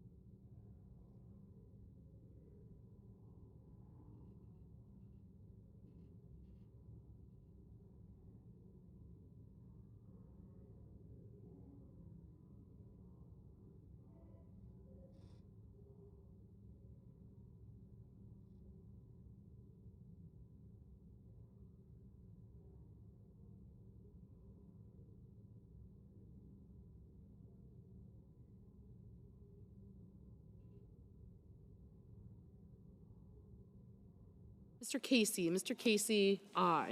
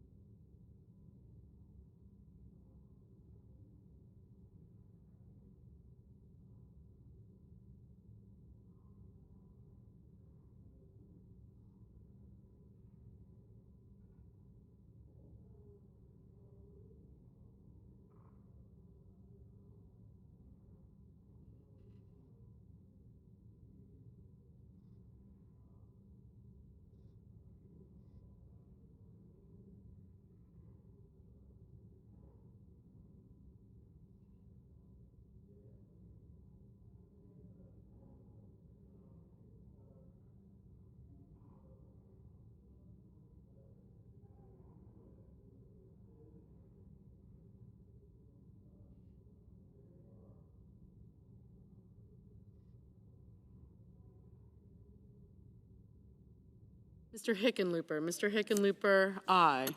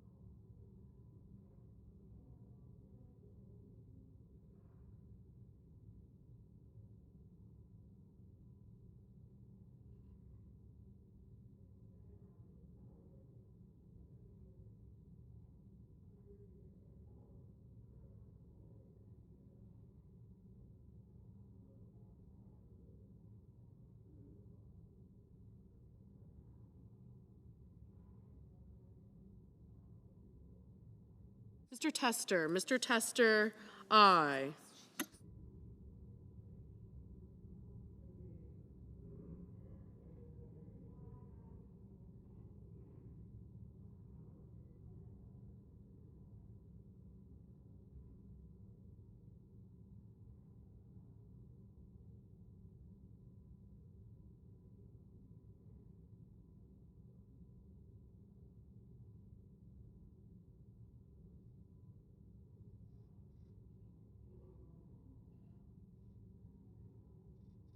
Mr. Ossoff. Mr. Ossoff, aye.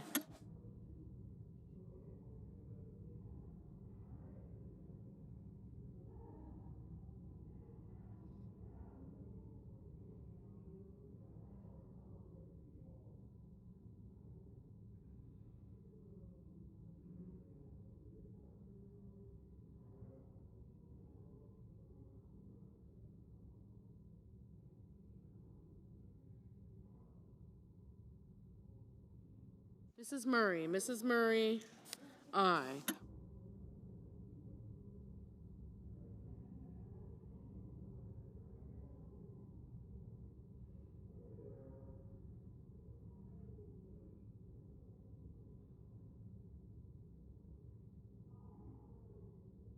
Ms. Warren.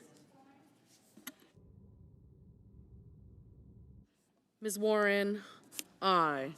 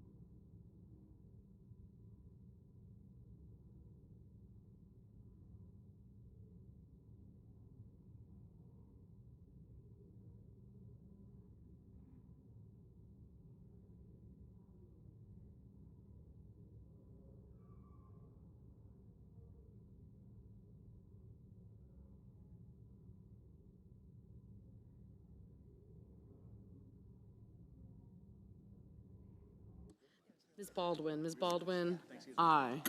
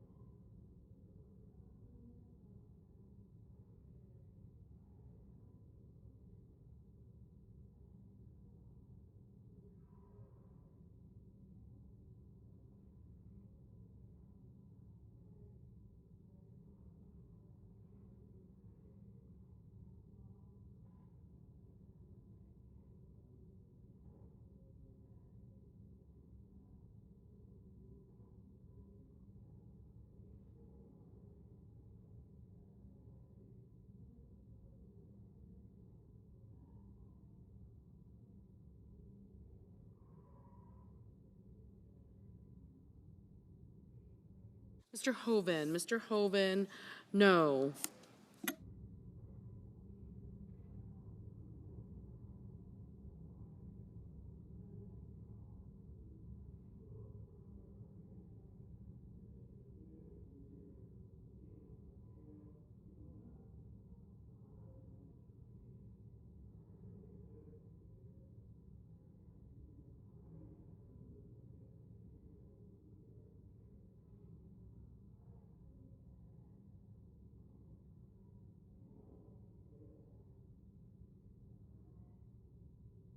Mr. Merkley. Mr. Merkley, aye.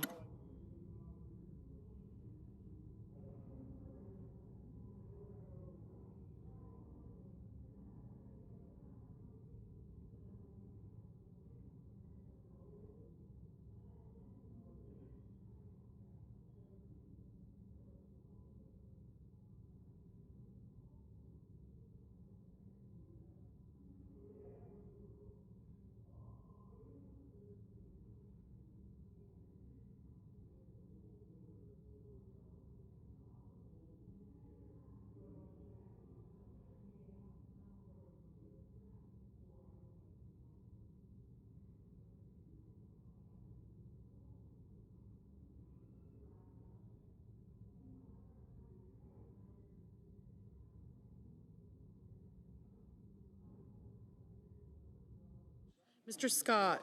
Mr. Scott of South Carolina, no. Mr. Wicker. Mr. Wicker, no.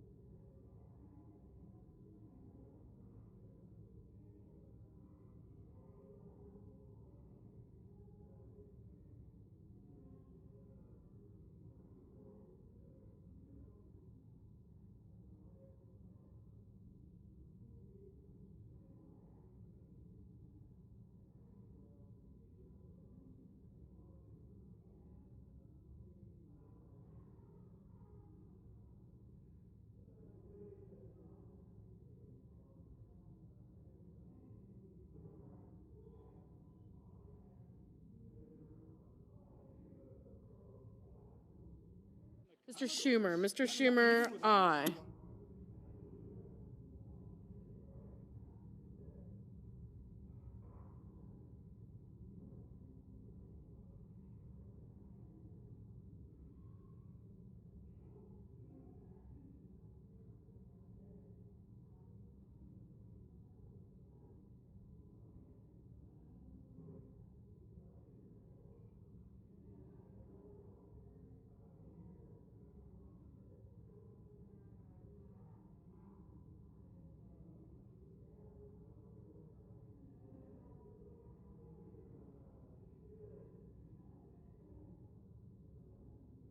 Mr. Warner. Mr. Warner, aye.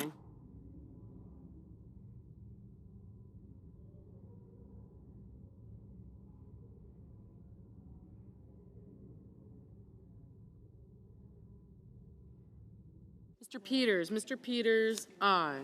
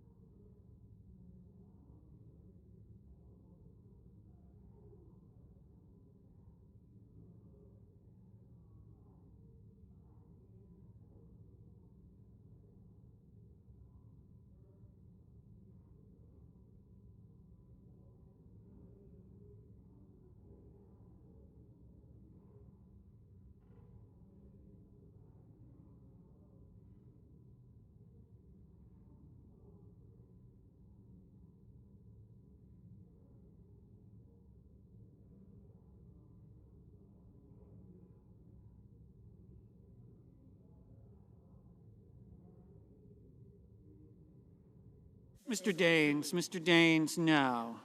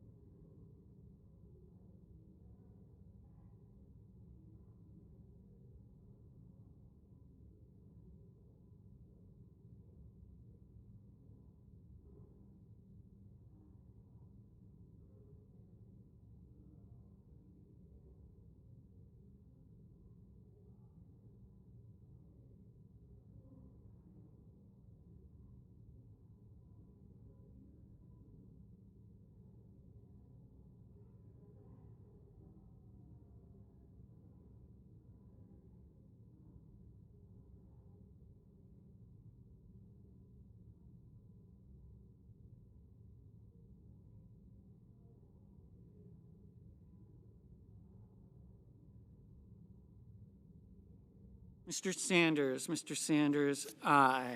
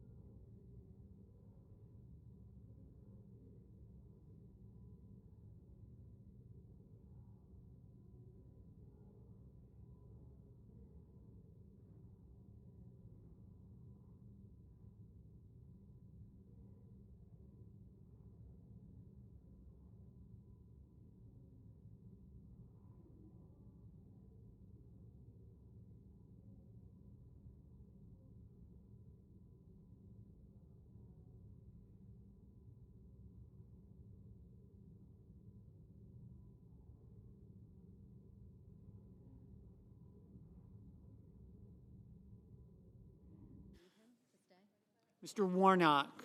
Did you need him to stay? Mr. Warnock, aye.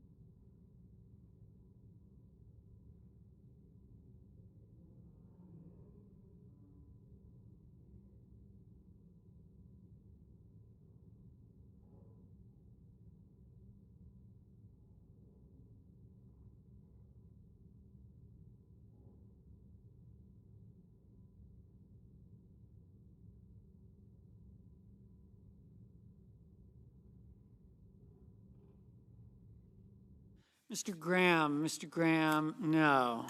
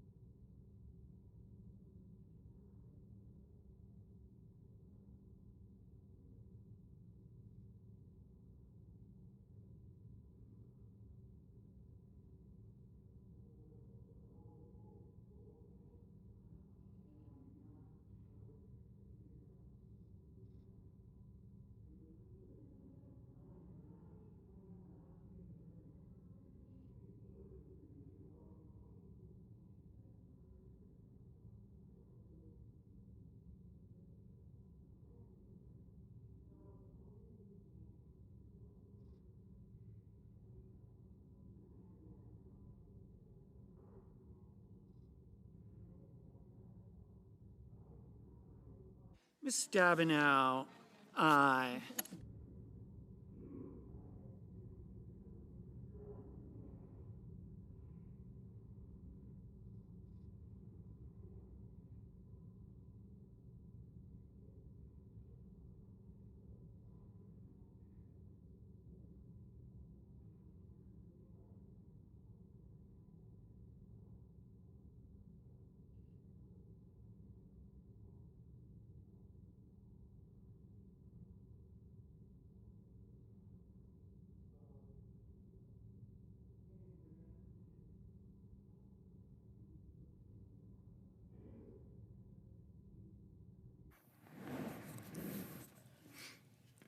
The yeas are 47, the nays are 45, and the nomination is agreed to. Madam President, I would ask unanimous consent that the motion to reconsider with respect to the Murphy nomination be considered made and laid upon the table. Without objection. Thank you. I ask unanimous consent that the Senate consider the following nominations en bloc. Calendar number 815 and 827, that the Senate vote on the nominations in bloc without intervening action or debate. The motions to reconsider be considered made and laid upon the table, that the President be immediately notified of the Senate's actions. Is there objection? Without objection. The question occurs on the nomination en bloc. All those in favor say aye. Aye. Those opposed, no. Ayes appear to have it. The ayes do have it. The nominations are confirmed en bloc. Thank you. I ask unanimous consent that the Senate proceed to the legislative session and be in a period of morning business with senators permitted to speak therein for up to 10 minutes each. Without objection. I ask unanimous consent that the Senate proceed to the immediate consideration of calendar 492, S4305. Clerk will report. Calendar number 492, S4305, a bill to improve the effectiveness of body armor and so forth and for other purposes. Is there objection to proceeding to the measure? Without objection. I ask unanimous consent that the committee reported substitute amendment be withdrawn. The Peters substitute amendment, which is at the desk, be considered and agreed to. The bill as amended be considered read a third time and passed, and that the motion to reconsider be considered made and laid upon the table. Without objection. I ask unanimous consent that the Committee on Banking, Housing, and Urban Affairs be discharged from further consideration of H.R. 7438, and the Senate proceed to its immediate consideration. Clerk will report. H.R. 7438, an act to require the Secretary of the Treasury to mint coins in commemoration of the FIFA World Cup 2026 and for other purposes. Is there objection to proceeding to the measure? Without objection, the committee is discharged, and the Senate will proceed to the measure. I ask unanimous consent that the bill be considered read a third time and passed, and that the motion to reconsider be considered made and laid upon the table. Without objection. I ask unanimous consent that the Committee on Veterans Affairs be discharged from further consideration of S. 3746, and the Senate proceed to its immediate consideration. Clerk will report. S. 3746, a bill to amend Title 38 United States Code and so forth and for other purposes. Is there objection to proceeding to the measure? I ask unanimous consent that the bill Without be, objection, the excuse committee me. is discharged, and the Senate will proceed. I'm getting ahead of you, Madam President. I ask unanimous consent that the bill be considered read a third time and passed, that the motion be to reconsider be considered made and laid upon the table. Without objection. I ask unanimous consent that when the Senate completes its business today, it stand adjourned until 12 noon on Tuesday, December 3rd, that following the prayer and the pledge, the journal of proceedings be approved to date, the morning hour be deemed expired, the time for the two leaders be reserved for their use later in the day, and morning business be closed. Following the conclusion of morning business, the Senate proceed to executive session to resume consideration of the Brindisi nomination. Further, that the Senate recess from 12:30 p.m. until 2:15 p.m. to allow for the weekly caucus meetings, that at 2:15 p.m., the chair execute the order of November 20 with respect to the Sukkanen nomination, and that upon disposition of the Sukkanen nomination, the chair execute the order of November 20 with respect to the Henry nomination. Finally, if any nominations are confirmed during Tuesday's session, the motions to reconsider be considered made and laid upon the table, and the President be immediately notified of the Senate's actions. Without objection, so ordered. If there's no further business to come before the Senate, I ask that it stand adjourned under the previous order. The Senate stands adjourned until 12 noon tomorrow.